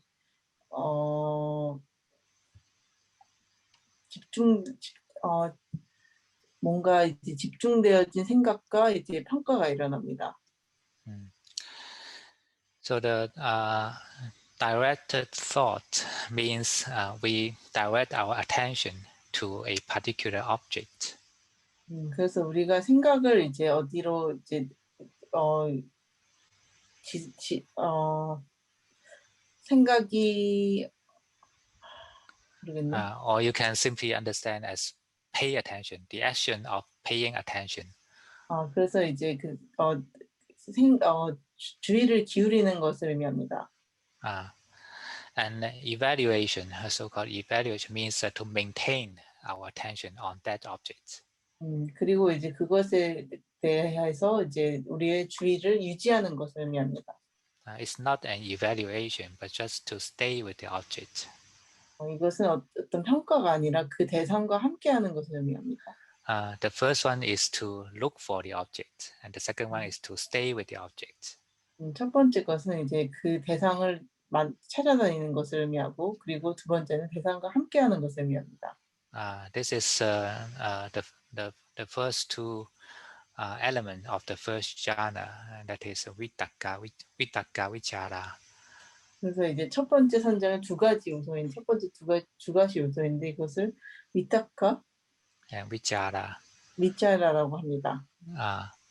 And also together with the rapture and pleasure, that means piti and sukha, 그리고 born 이제 from withdrawal. 그래서 이제 이것은 이제 행복, 희열과 행복이라는 것은 피티와 수카를 의미합니다. 이것은 이제 거두어들임으로 생겨납니다. Because Ajahn Jayasalo's translation is quite different from the others, so I need to retranslate into our ordinary terms. 그래서 이것은 아잔 자야스로의 이제 번역이기 때문에 이것은 우리가 평상시 쓰는 언어로 다시 번역해야 됩니다. So rapture or piti means a kind of it's kind of a hot happiness. It's a happiness with temperature. 그래서 이제 희열이라는 것은 이제 뜨거운 행복이라고 합니다. 그것은 이제 어떤 온도가 있는 행복입니다. And happiness is kind of cool one. 그리고 즐거움은 좀 더 이제 차가운 것을 의미합니다. Or you can say the piti is just like an excitement of the mind. 혹은 이제 피티라는 것은 마음의 흥분이라고 볼 수도 있습니다. The happiness comes from excitement, and the sukha is the happiness comes from calm. 그래서 이제 피티는 이제 흥분으로부터 오는 즐거움이고 행복이고, 그리고 수카는 차분함으로부터 오는 행복입니다. So here in the first jhana level, the piti and sukha is born from withdrawal. 그래서 이 첫 번째 천정에서 이제 피티와 수카는 이제 거두어들임으로부터 옵니다. Withdrawal from the five hindrances. 네, 오장애로부터의 거두어들임을 의미합니다. It is different from the piti and sukha of the second jhana. 이것은 이 선정에서 느끼는 피티와 수카랑은 다릅니다. We'll see this later. Okay, and then the second, from the point 2, with the stilling of directed thoughts and evaluations, he enters and remains in the second jhana, that is, the rapture and pleasure born of concentration, unification of awareness free from directed thoughts and evaluation, internal assurance. 그래서 이제 그런 경전을 읽어줘, 가나 두 번째. 경전 읽어줘. 밑에 있잖아, 거기. 첫 번째 일으킨 생각과 지속적인 고찰을 가라앉음으로 인해 안으로 평온함과 마음을 집중된 상태가 되어 일으킨 생각도 없고 지속적인 고찰도 없이 삼매에 생긴 기쁨과 즐거움으로 두 번째 성정에 도달하여 머문다. So the way to enter the second jhana is to still the directed thoughts and evaluation. 그래서 이제 두 번째 선정에 들어가는 방식은 이제 일으킨 생각과 지속적인 고찰을 고요히 하는 것입니다. In the first jhana, we still have the action of directing our attention and maintaining our attention onto the meditation object. 첫 번째 선정에서는 우리는 아직도 우리의 주의력을 어떤 대상에 이제 고정시키는 것을 합니다. But in the second jhana, the mind is naturally with the object, and we don't need to have any effort to direct and maintain our attention to the object.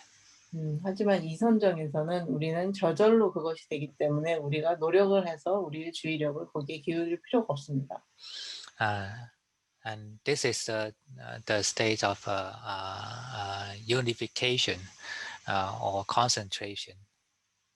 그래서 이것이 이제 뭔가 그 합일과 이제 집중의 합일 단계입니다. It is more stable than the first jhana. First jhana is not yet concentrated because it's just a state free from the five hindrances. 그래서 이것은 이제 좀 더 첫 번째 선정보다 더 안정적입니다. It is free from five hindrances. The first jhana. Okay. And the second is that because the mind feels into the object, so it don't need the action to direct and maintain the attention to the object. 그래서 여기 두 번째 선정에서는 마음이 이제 대상과 합일이 되기 때문에 우리는 노력을 통해서 그렇게 할 필요가 없습니다. And the piti and sukha, here it says rapture and pleasure comes from the concentration. This is a stronger form of the rapture and pleasure than that of the first jhana. 그래서 그 희열과 행복은 이제 피티와 숙가는 이제 좀 더 강력하게 나타납니다. Okay, and then the third, with the fading of rapture, he remains equanimous, mindful, and alert, and senses pleasure with the body. He enters and remains in the third jhana, of which the noble ones declare, equanimous and mindful, he has a present abiding.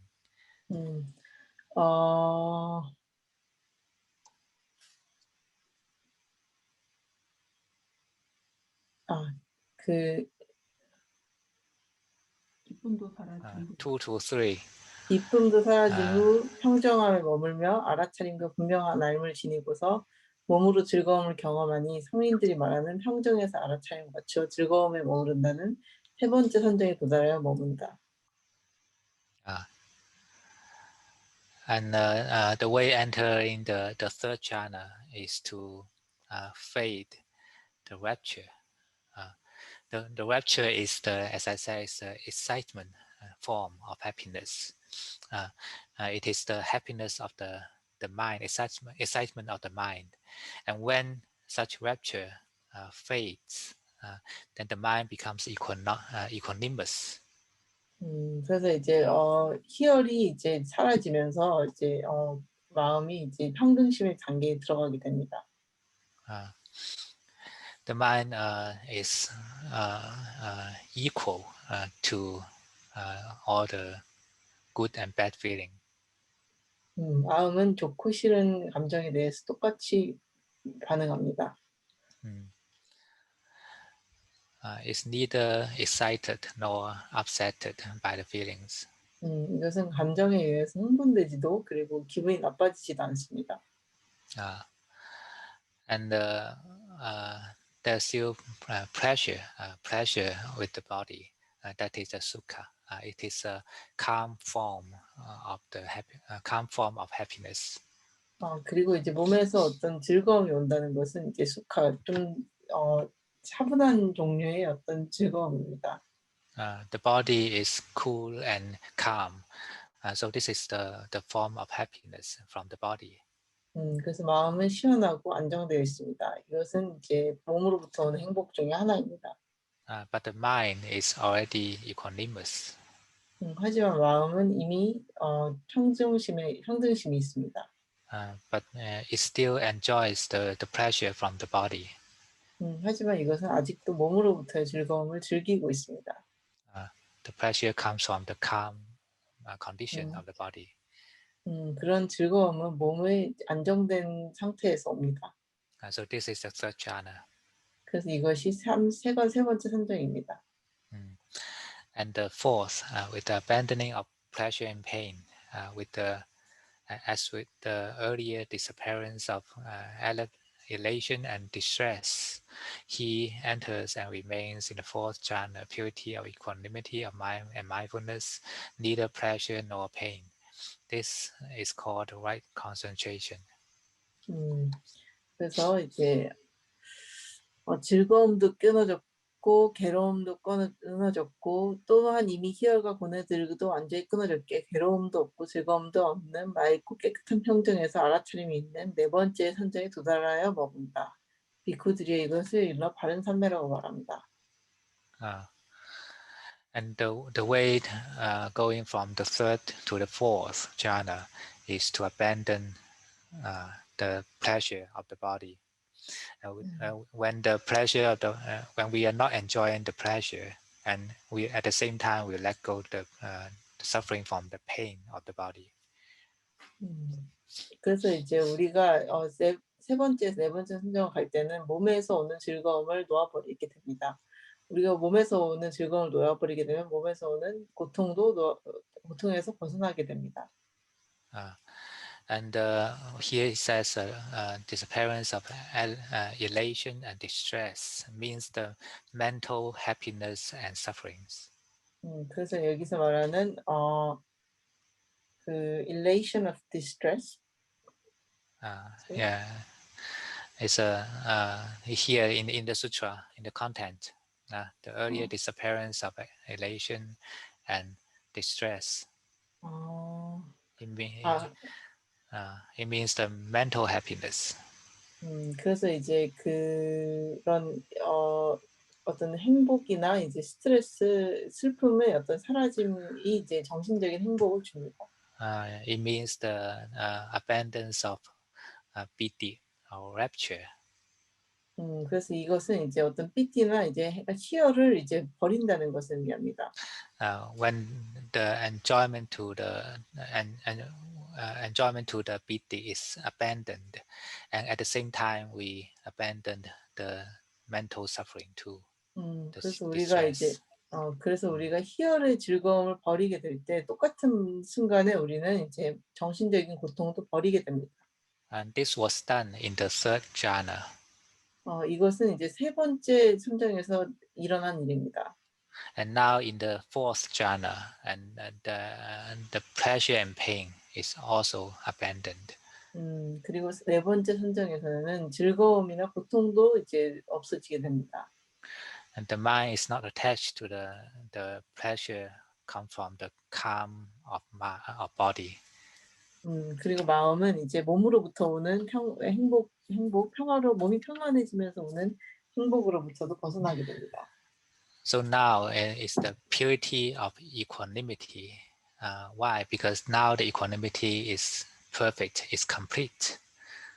그래서 이제 여기서 말하는 평등심의 순수함이라는 것은 이제 여기서는 평등심이 완벽하다는 의미입니다. The equanimity in the third jhana is just a mental equanimity, but not the physical, because it still have the physical pleasure. 그래서 여기 삼선정에 있던 이제 평등심은 정신적인 평등심입니다. 왜냐하면 그때는 아직도 몸에서 오는 행복이 있기 때문입니다. But now in the fourth jhana, even the feelings from the body is transcendent. 하지만 이제 그 사선정에서는 이미 이제 몸에서 오는 느낌들부터로도 초월해 있습니다. So the mind completely go beyond all the pleasure and pain, happiness and sufferings of the body and mind. 그래서 마음은 이제 그런 몸에서 오는 즐거움이나 고통, 그리고 행복과 이제 고통부터 다 이제 버립니다. And this is the fourth jhana. 이게 네 번째 선정입니다. So now we look at this paragraph as a whole. The importance of this right concentration or right samadhi falls on the abandoning of different elements in the process. 그래서 여기서 말하는 이제 바른 삶의 바른 집중에 대한 것은 이제 서로 다른 요소들을 버리는 것에서 옵니다. Can you scroll up? Scroll up the content. So you can see from the way entering into different levels of jhana. Before we can enter the first jhana, we need to let go the 5 hindrances. 그래서 이제 뭐 서로 각기 다른 층의 이제 선정에 들려면 첫 번째 선정에 들기 위해서는 5장애를 버려야 됩니다. Before we can enter the second jhana, we need to let go the rapture. 그리고 두 번째 선정에 들기 위해서는 No. We let go the directed thought and evaluation. 그래서 두 번째 선정에 들기 위해서는 이제 일으킨 생각과 지속적인 고찰을 벗어나야 됩니다. And before we can enter into the third jhana, we need to let go rapture. 그리고 세 번째 선정에 들기 전에는 우리는 이제 희열을 버려야 됩니다. And before we can enter the fourth jhana, we should let go the happiness or pleasure of the body. 그리고 우리가 네 번째 선정에 들기 위해서는 이제 몸으로부터 오는 행복을 버려야 됩니다. So it is step by step letting go. 그래서 이것은 이제 단계적인 놓아버림입니다. It's not. It doesn't come from gaining something in every steps. 그래서 이것은 이제 매 순간 매 스텝마다 뭔가를 얻으면서 오는 것이 아닙니다. But the deepening of the jhanas comes from letting go, giving up. 그리고 이제 선정이 깊어지는 것은 이제 놓아버리고 포기하는 것으로부터 옵니다. So this is the core message of the right concentration. 그래서 이것이 이제 바른 삶의 가장 큰 중심적인 메시지입니다. Okay. So here we end the sutra. 여기서 이제 경전이 끝납니다. So any question? 질문 있으신 분?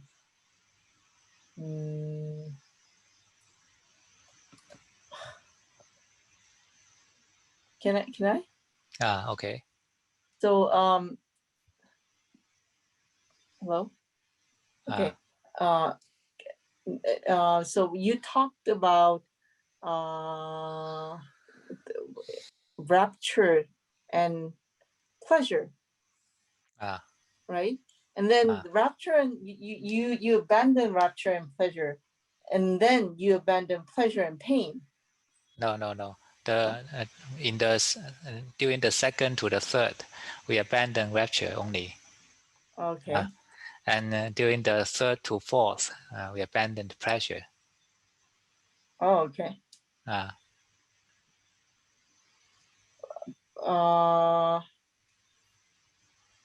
So it's just a gradual process of abandoning pleasure and pain in general, right? Yeah, actually, it's abandoning of our attachment to different objects.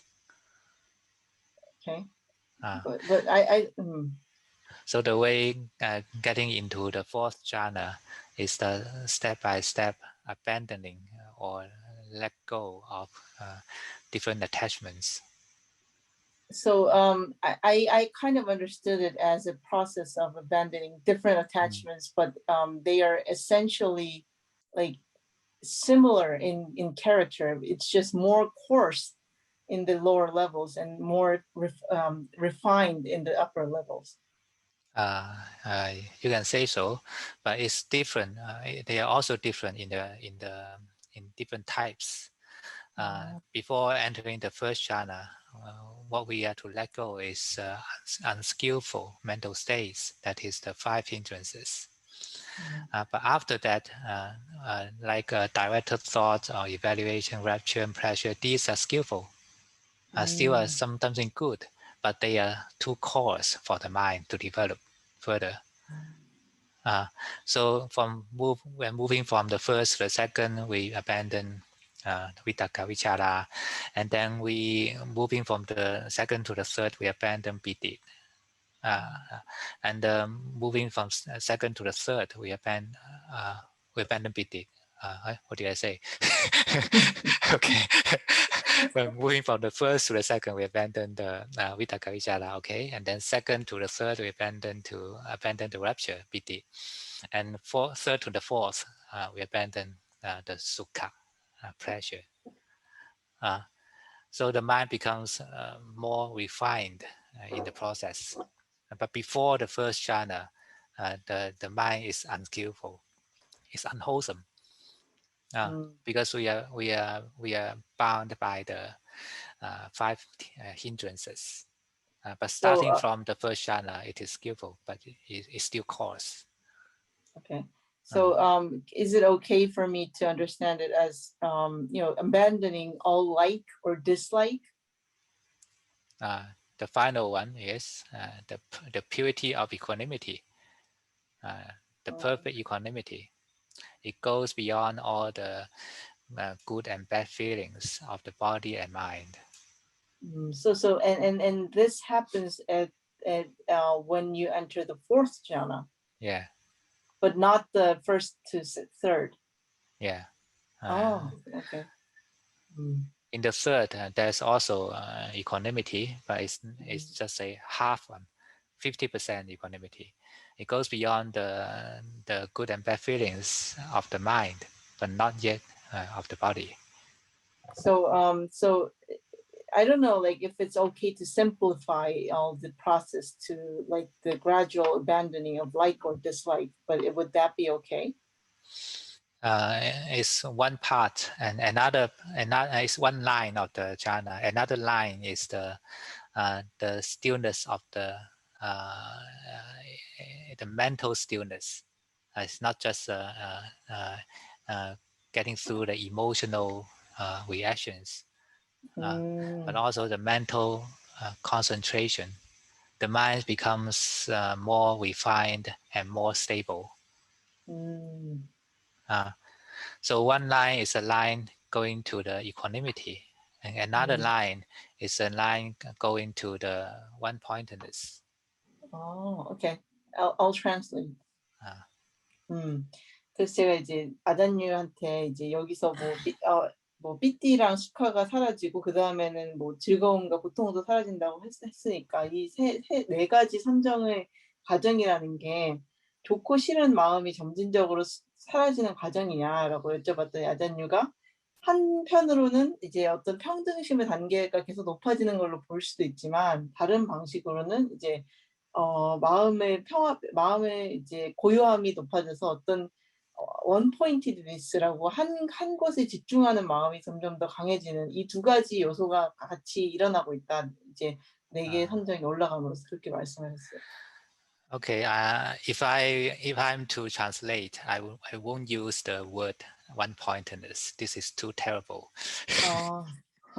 만약에 제가 이제 번역을 할 수 있다면 저는 한 점에 집중한다는 말은 쓰지 않을 것입니다. 이것은 굉장히 나쁩니다.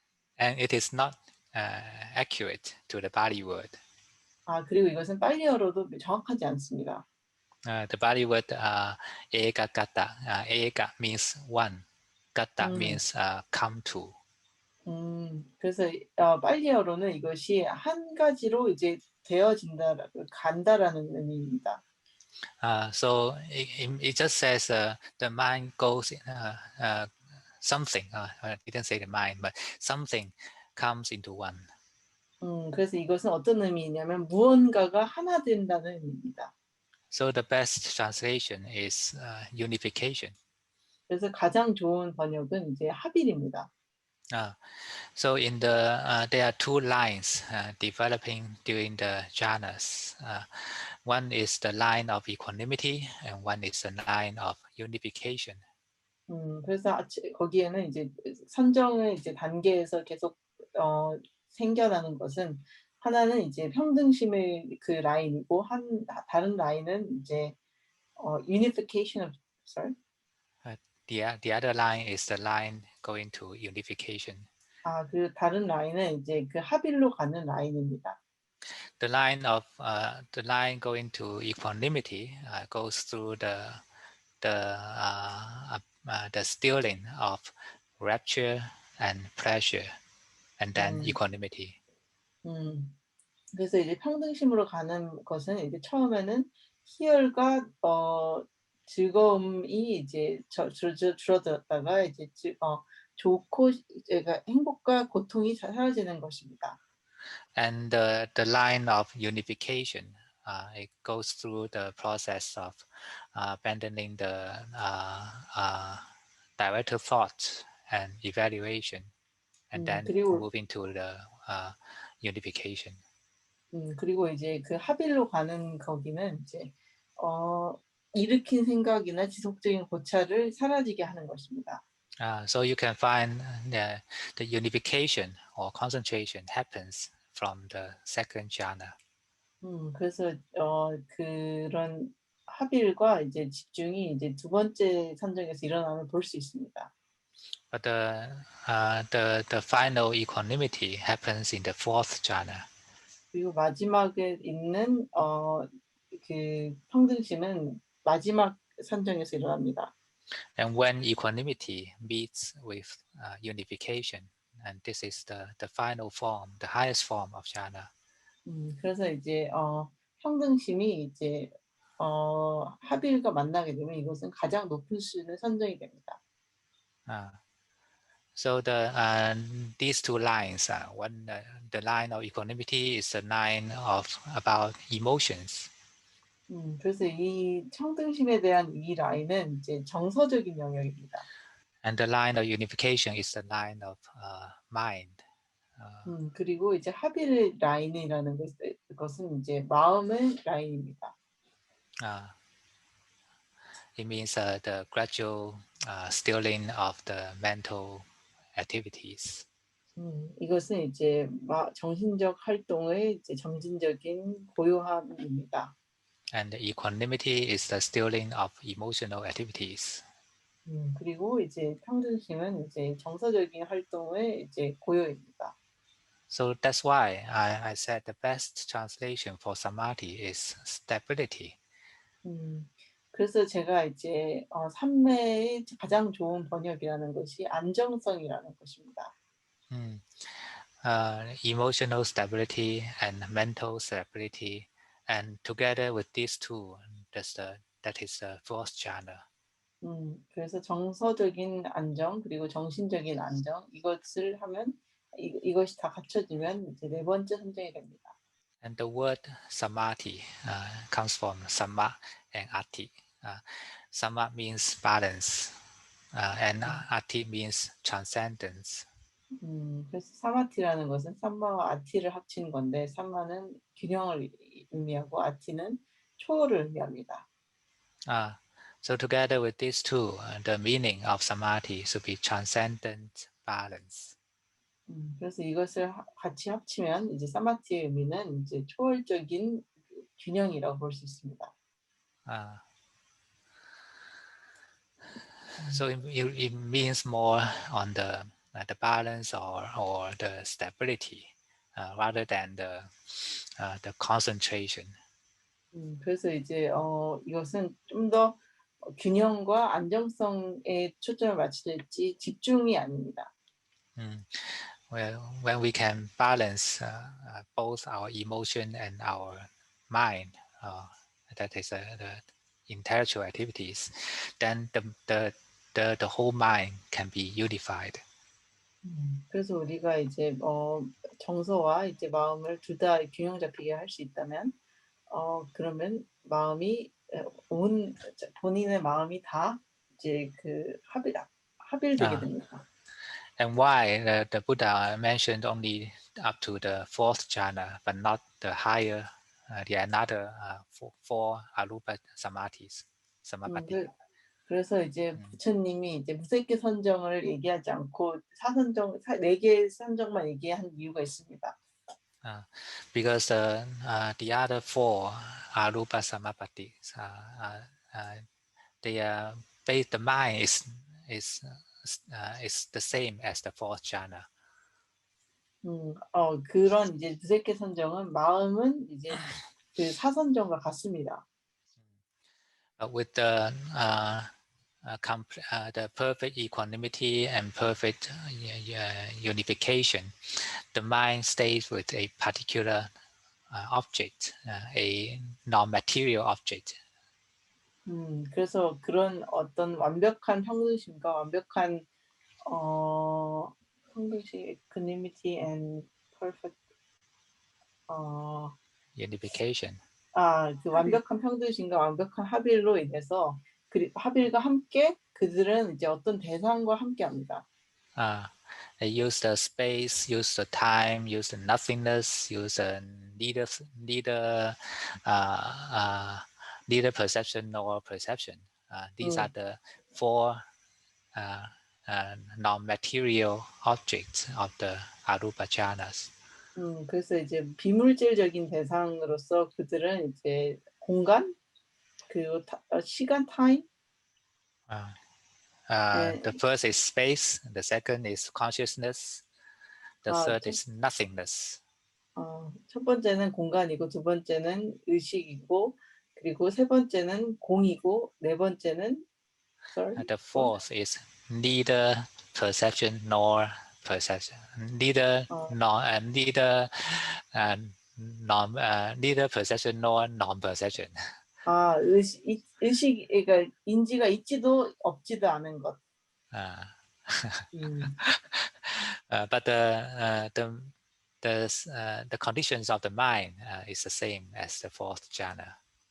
하지만 이제 마음의 조건은 이제 사선정과 같습니다.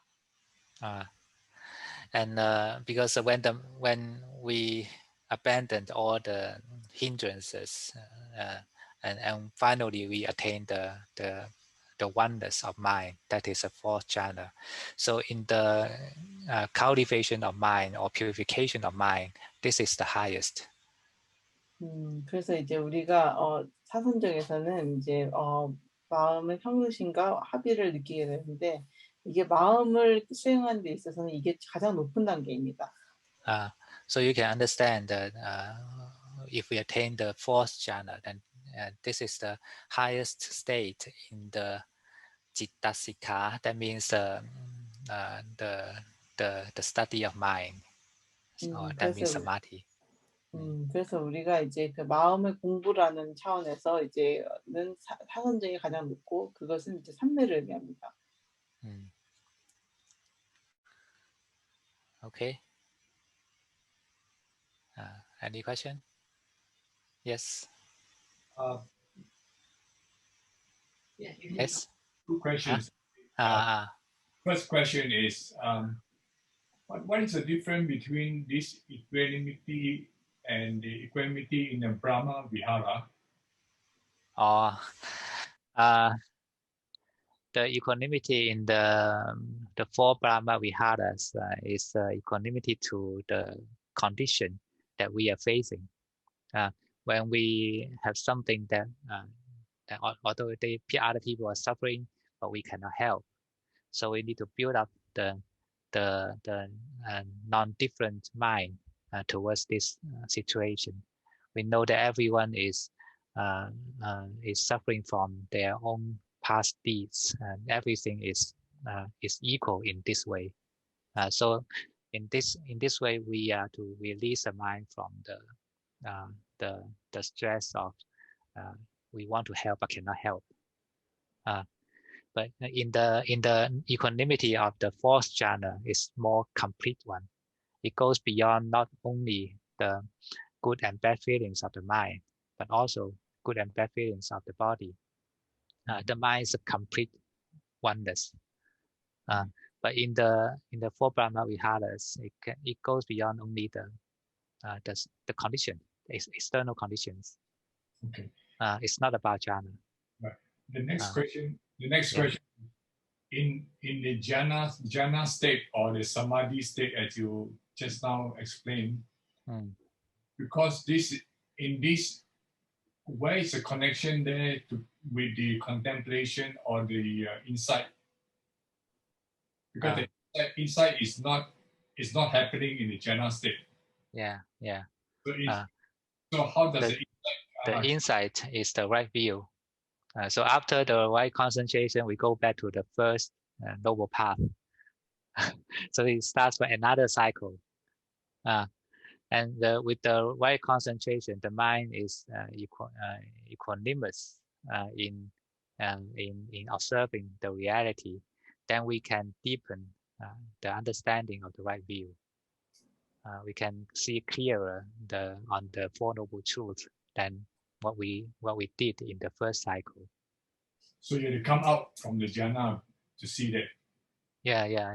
The jhana, the right concentration describes the four levels of unification or equanimity, but it doesn't mean that we need to stay in the fourth jhana and then to do the observation, because it's impossible. But it is a training to prepare our mind to gain more stability, so as we can be a better observer. Okay, so it's almost like after that only you get the yeah. Okay. But it's not necessary to stay at the what we call the upajjhara samadhi in doing the insight, but the practice of samadhi gives us the stability of mind, the general stability that we can maintain in our daily life. So with such stability, we can observe anywhere, anytime, and insight may happen anytime that we cannot control. Maybe we are not that concentrated, but at least the moment that we gain insight is the moment that we are quite concentrated, quite unified. But it happens like a kandika samadhi.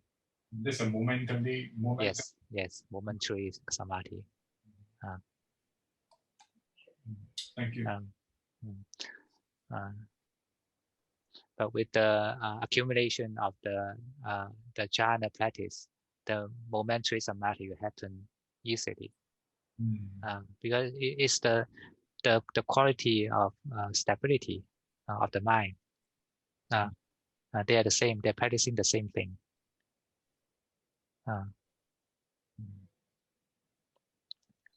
Okay, Karen, can you remember? Not really. I think it's pretty similar to what you have already told us, right? That means you don't remember. 이게 아자님께서 이미 말씀하신 거랑 비슷하기 때문에 이거는 너무. Never mind. Okay, any more questions? 더 질문하실 분? I just catch it, the momentary samadhi. Would you explain more about that? The momentary samadhi is that it's a short moment that our mind is in a samadhi state. That means the mind is unified in that moment, and this may happen anytime. But actually, it means nothing more than mindfulness. Mindfulness is the awareness to the present moment, and actually the Buddha didn't use the word the momentary samadhi. And the Buddha only used the word sati, that means mindfulness. Mindfulness, and if we cultivate mindfulness with the stability of mind, that means samadhi, then the mindfulness will be stronger with the help of the samadhi, and maintaining such mindfulness and insight may happen anywhere, anytime. We don't need to be interested in the what is the definition of momentary samadhi, how deep the samadhi should be, that we can call the momentary samadhi. Just be mindful. Just be mindful in the four satipatthanas, and this is the teaching from the Buddha. The momentary samadhi is the interpretation of the later people, not from the Buddha. But it's another way of description to mindfulness.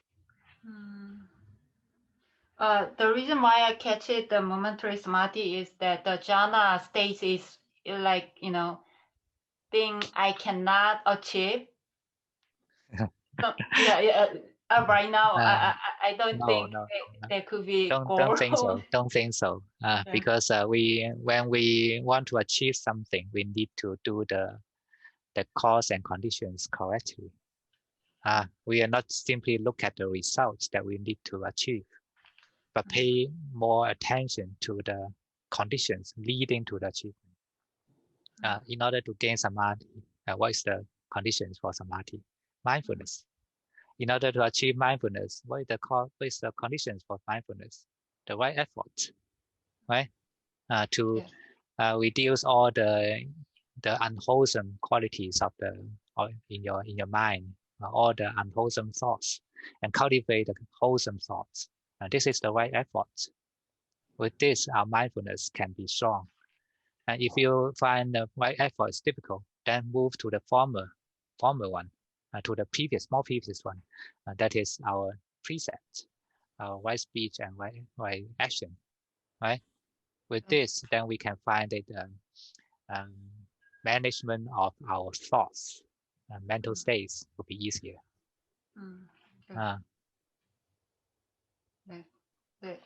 앞에 순간적인 사마티라는 얘기를 하셔가지고 거기에 대해서 설명을 좀 해달라고 말씀을 드렸어요. 그랬더니 그 마음이 그러니까 합일이 되는 단계를 순간적인 사마티라고 얘기를 했던 거고, 언제든지 생길 수 있고, 그리고 알아차리고 있는 그 순간이지만, 네, 근데 그게 부처님이 얘기하신 건 아니고 그 이후의 사람들이 얘기를 한 것이다라고. 그래서 부처님이 얘기하신 것은 알아차림을 더 키워서 사마티가 되도록 해야 된다라는 그 얘기였고요.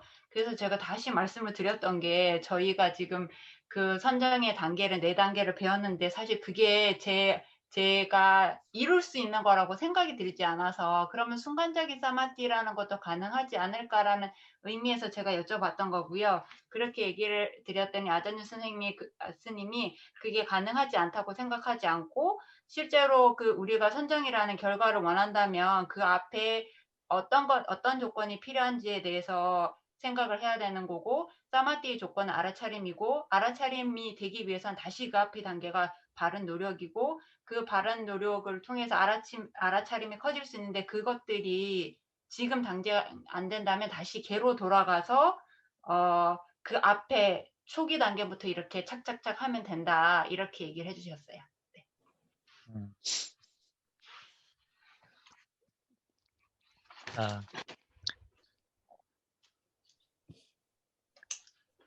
Any more question? Can I? Yes. You can answer shortly, because like it might be a little bit tiring, but I've been experiencing difficulties in concentrating during meditation. And I realized that it was because of my strong cravings towards worldly pleasures or sensual pleasures. So like my mind is against being quiet and calm during meditation and wants to go out there and enjoy whatever the world has to offer to me. And is there an antidote? As I said, if you find samadhi difficult, then do the previous one. If you find that is a mindfulness, if you find mindfulness also difficult, then move to the more previous one. So until you find a place, a position that you can pay effort onto, the easiest the position to work on is the precepts. Right speech and right behavior, right action. So that is to refrain from the actions that make your sensual craving strong. This is the easiest position to work on, right? If you find that the fire is too hot for you, then move away the firewood. Right? We don't need to put down the fire directly, but move away the firewood first. Reduce the food for the fire. Then you'll find the later part will be easier for you. So I listen to more Dhamma talks instead of listening to music these days. But about not eating after 12 o'clock, it's I think it's very difficult. It's a training. Just take it as a training. Okay. Go against our sensual desires. So we should try to enjoy such training, because every time when we can do it, we are progressing. We are improving in the path of spirituality, right? So we think in this way. So even the body may feel not so happy with this, but we can mentally happy. Okay. I'll translate. 그래서 이제 한 가지 뭐 궁금한 게 뭐가 있었는데, 이제 그 제가 명상할 때 이제 앉아서 가만히 집중하는 게 좀 어려운데 그게 왜 그럴까 생각을 해봤더니, 앉아서 평화롭게 고여 있는 것보다는 이제 밖에 나가서 뭔가를 즐기고 싶고, 이렇게 세속적인 즐거움에 빠지고 싶고, 그런 게 너무 강해서 명상에 집중이 잘 안 됐는데, 그랬을 때 이제 아자님께서 그게 삼매가 어렵다면 그것보다 그 이전으로 돌아가서 개를 잘 지키면 된다라고 하셨는데, 그래서 제 아자님한테 음악을 덜 듣고 그냥 법문을 더 듣는 거는 훨씬 더 할만한데, 이제 오후에 밥을 안 먹는 거는 너무 힘들다. 그랬더니 이제 아자님께서 이제 그거를 어떤 그 훈련으로 생각하고 즐겁게 이제 한번 이제 접근을 해보고, 그거를 한번 성공할 때보다 우리 마음이 더 강해지는 거니까 그렇게 생각하시면 된다고 했어요. And for those who even find the precepts, observing precepts difficult, then they can move to the more previous one. What's that? The right intention. The right intention also means right determination. We determine ourselves. We are to free from the sensual craving, free from ill will, free from harming others and ourselves. How to make this determination strong? The first one, right view. So try to understand the teaching of Buddhism. What's the most important thing in our life? And that is to end the suffering. To think about the Four Noble Truths, then we will gain energy to make up our mind to work for it. And after we have stronger determination like this, then we can have the energy to observe precepts well. 그래서 이제 그 개를 지키는 것이 힘드신 분들은 이제 바른 어떤 의지를 내는 것이 중요한데, 그 의지를 어떻게 내는 거냐 그랬더니 이제 첫 번째로 지혜에서 나온다고 하셨고요.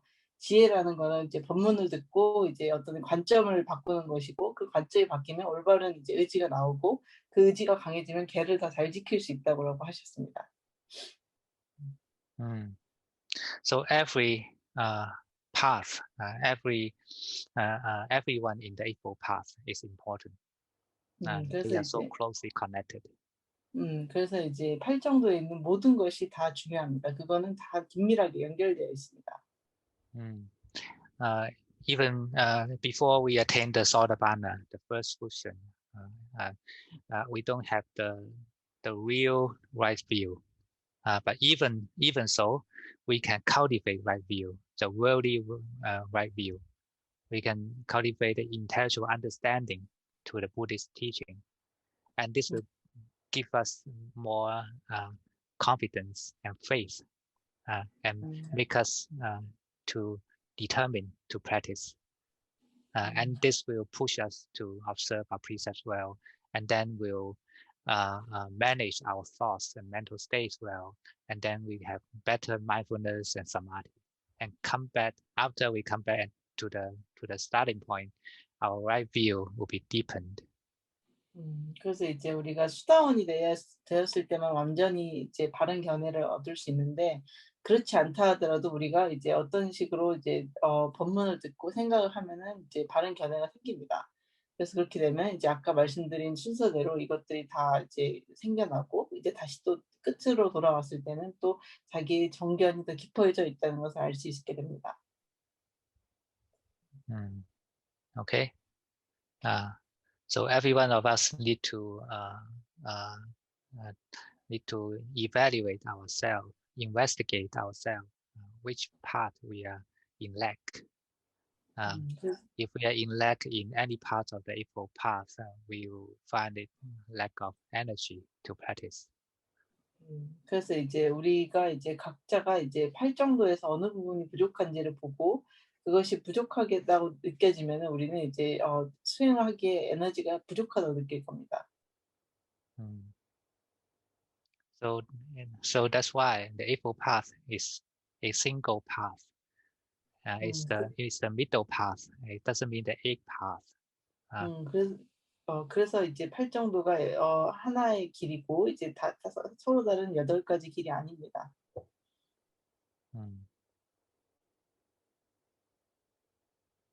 Okay. Any question? 질문, 가을이 질문이. 가은아. 저기 그 알아차림?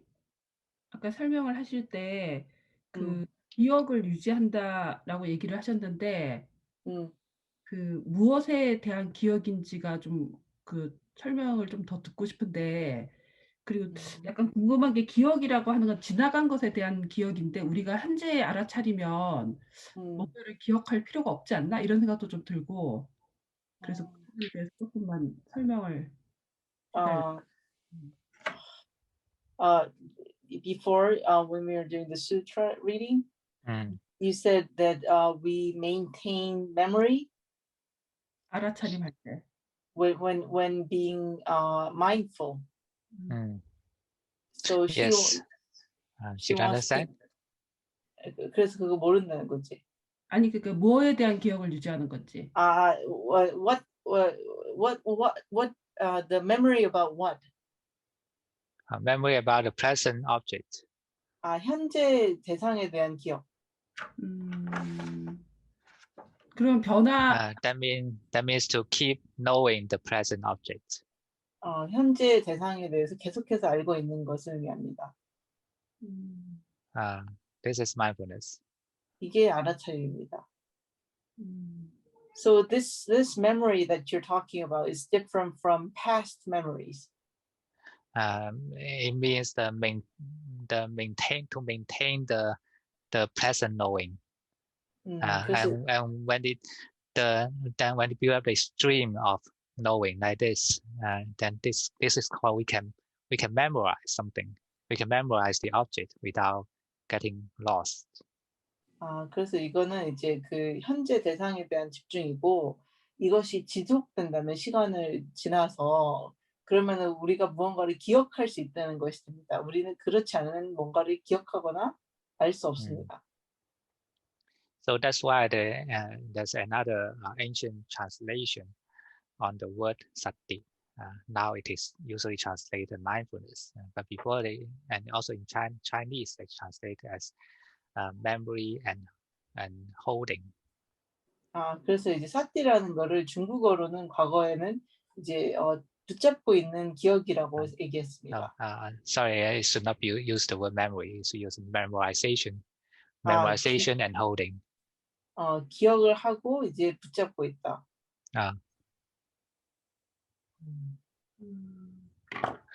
And in English translation, there's one translation use the word recollection. 그리고 영어로는 이제 한 가지 번역 중에 하나는 이제 기억을 이렇게 돌이켜 생각하는 기억이라고 볼 수 있습니다. That means to recollect the present knowing, the present object. 그것은 이제 현재 대상을 이제 이렇게 기억하다라는 의미입니다. Because the present object is always arising and ceasing every moment. So in order to maintain our knowing present, we need to keep the knowing every moment.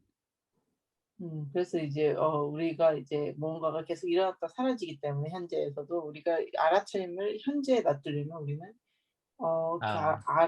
알음을 유지해야 됩니다.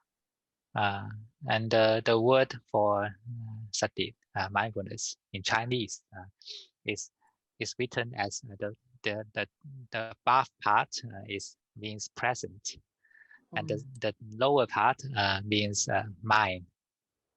그래서 이제 중국어로 이제 사티를 번역한 것은 이제 위에는 이제 현재이고 아래는 이제 마음입니다. 그래서 현재에 있는 마음입니다. Do you know that word?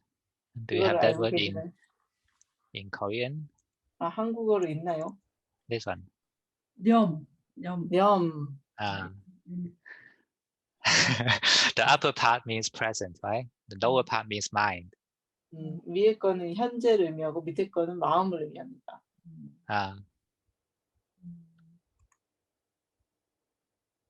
Mind means knowing, present knowing. 마음은 이제 아는 것을 의미합니다. 현재 아는 것을 의미합니다. So if you can keep your knowing always present, that means a continuity of knowing. 그래서 당신이 이제 아는 것을 항상 현재 있게 한다면 그것은 이제 아는 것의 지속성이 됩니다.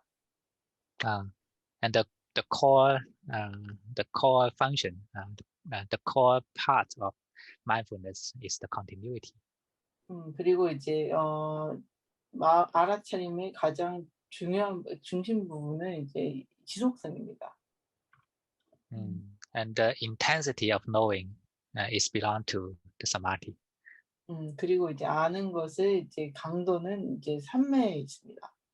So the combination of mindfulness and samadhi is a knowing with continuity and intensity. 그래서 이제 아는 삼매는 이제 knowing with 지속적이고 이제 강한 어떤 알아차림입니다. Intensity or clarity is the function of samadhi. 강도 혹은 이제 명확함이 이제 삼매의 이제 기능입니다. Okay. How do you read sati in Chinese? Just now the Chinese. Lim. Lim. Okay. Lim.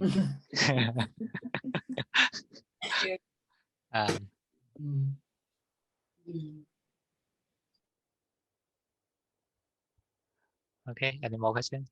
Yeah, I think the lima, is it nian? Nian. Nian.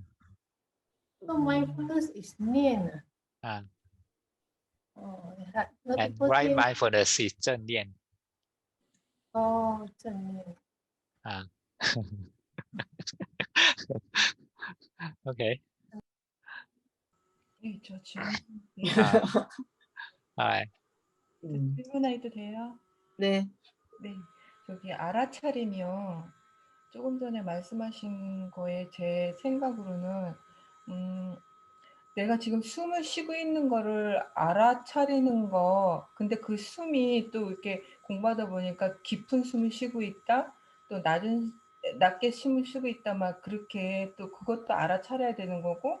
일상에서 만약에 또 우리가 설거지를 하면 이 설거지를 하고 있다는 것만 알았는데 또 이렇게 명상 그 공부를 하다 보니까 내가 느끼는 그 느낌 있잖아요. 뭐 이게 지금 설거지에 차가움을 느낀다거나 뭐 이런 것들. 그래서 내가 지금 마음이 좋다 나쁘다 이런 식으로 알아차려야 되는 것밖에 모르는데 그거 이상의 지속적이고 강하다는 게 뭔지 잘 모르겠어요. 저는 거기까지 알아차리면 그거다는 거. 그러니까 아까 얘기해 주셨잖아요. 몸, 느낌, 마음, 법 이 부분에서 연결돼야 되는 알아차림 아닌가?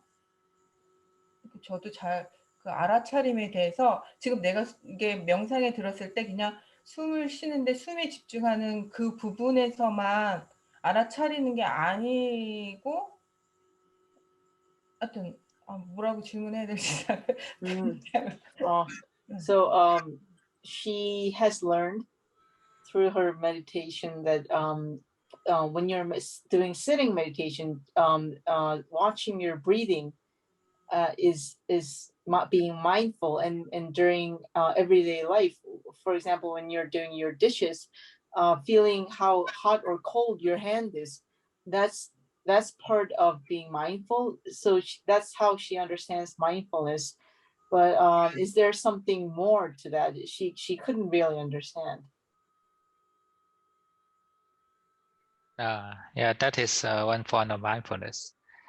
If to do the mindfulness correctly, first our object should be within the four realms.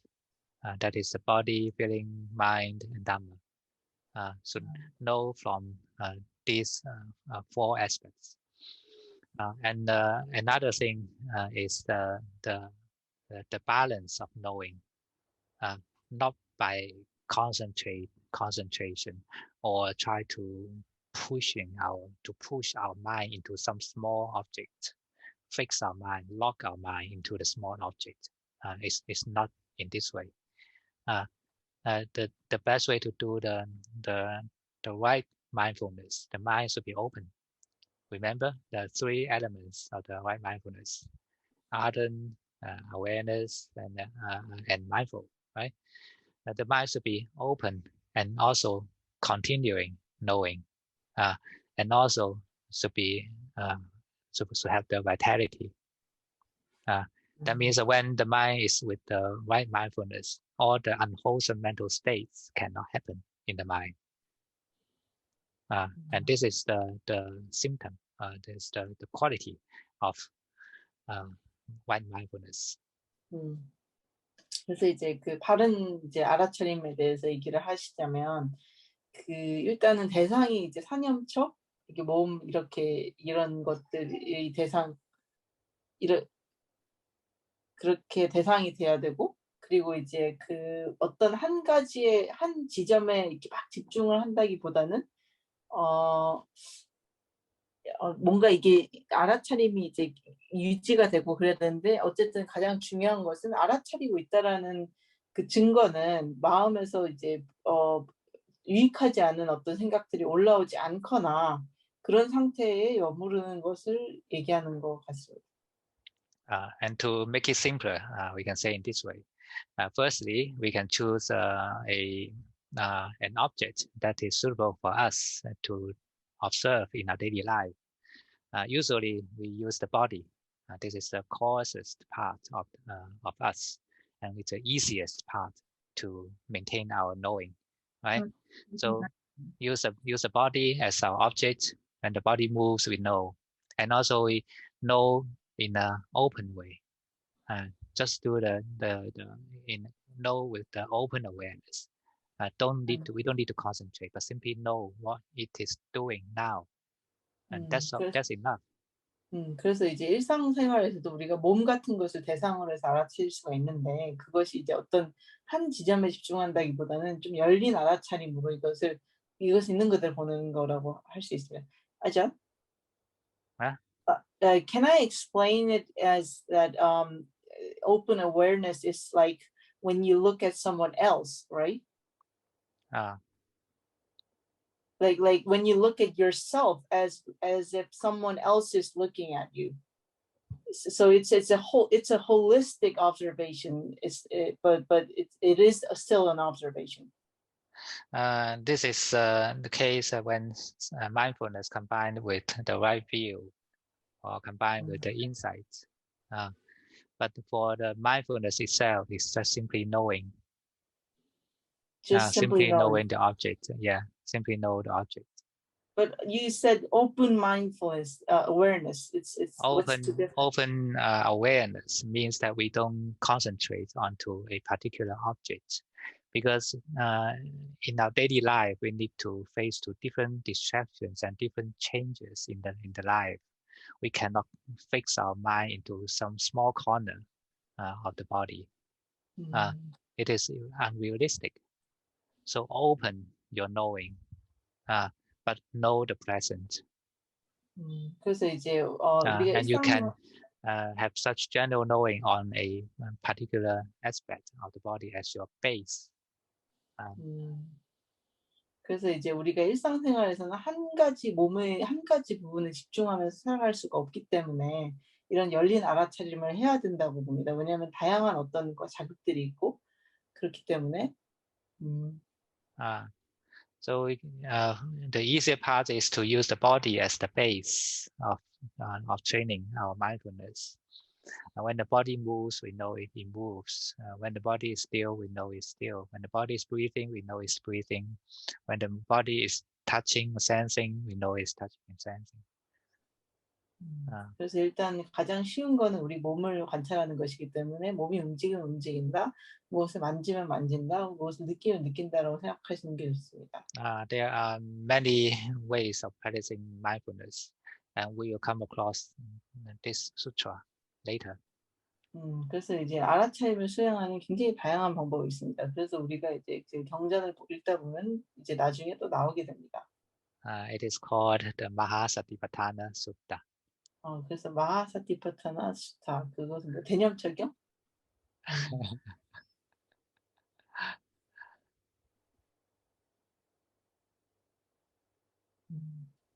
Okay. Any more question? 저 질문 있으신 분? 아니, 그러니까 조금 전에 스님께서 말씀하신 일상생활에서 알아차림은 그럼 신수 신법에 거기에 맞추어서 알아차림을 하는 게 열린 알아차림이라는 뜻인가요? 그러니까? 네네네. 아, 예, 알겠습니다.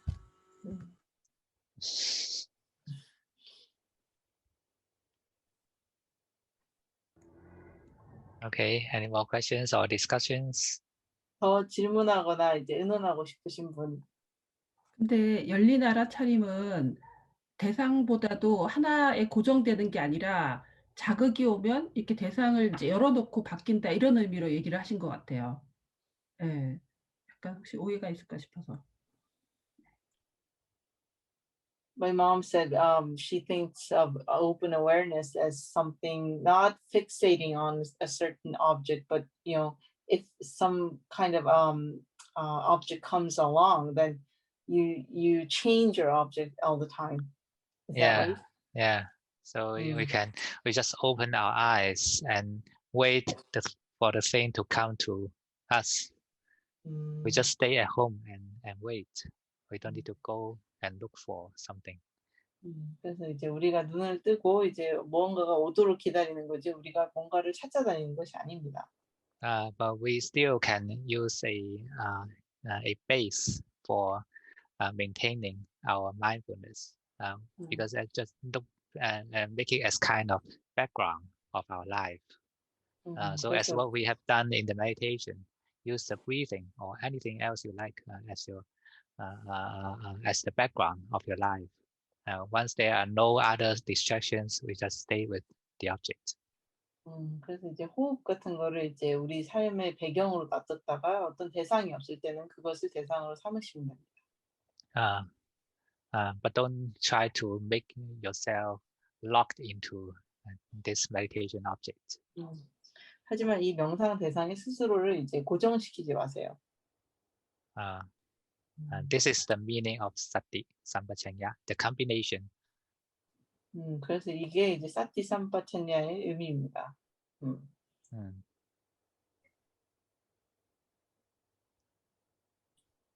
Okay. Satisfied? 만족스러우시니까.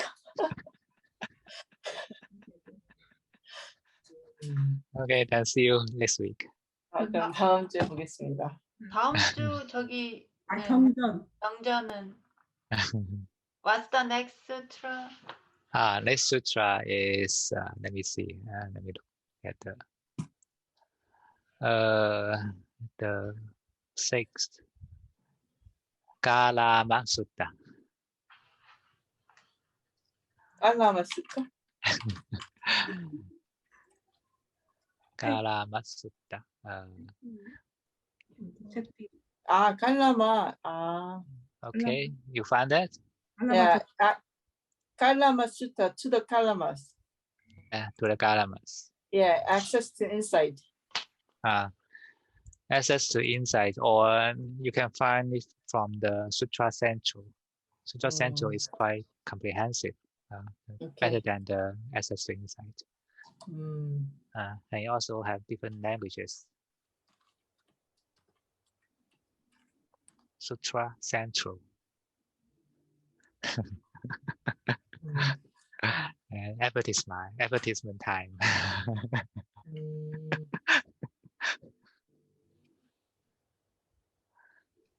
Thank you. So would that be this? 함께합시다. Okay, see you next week.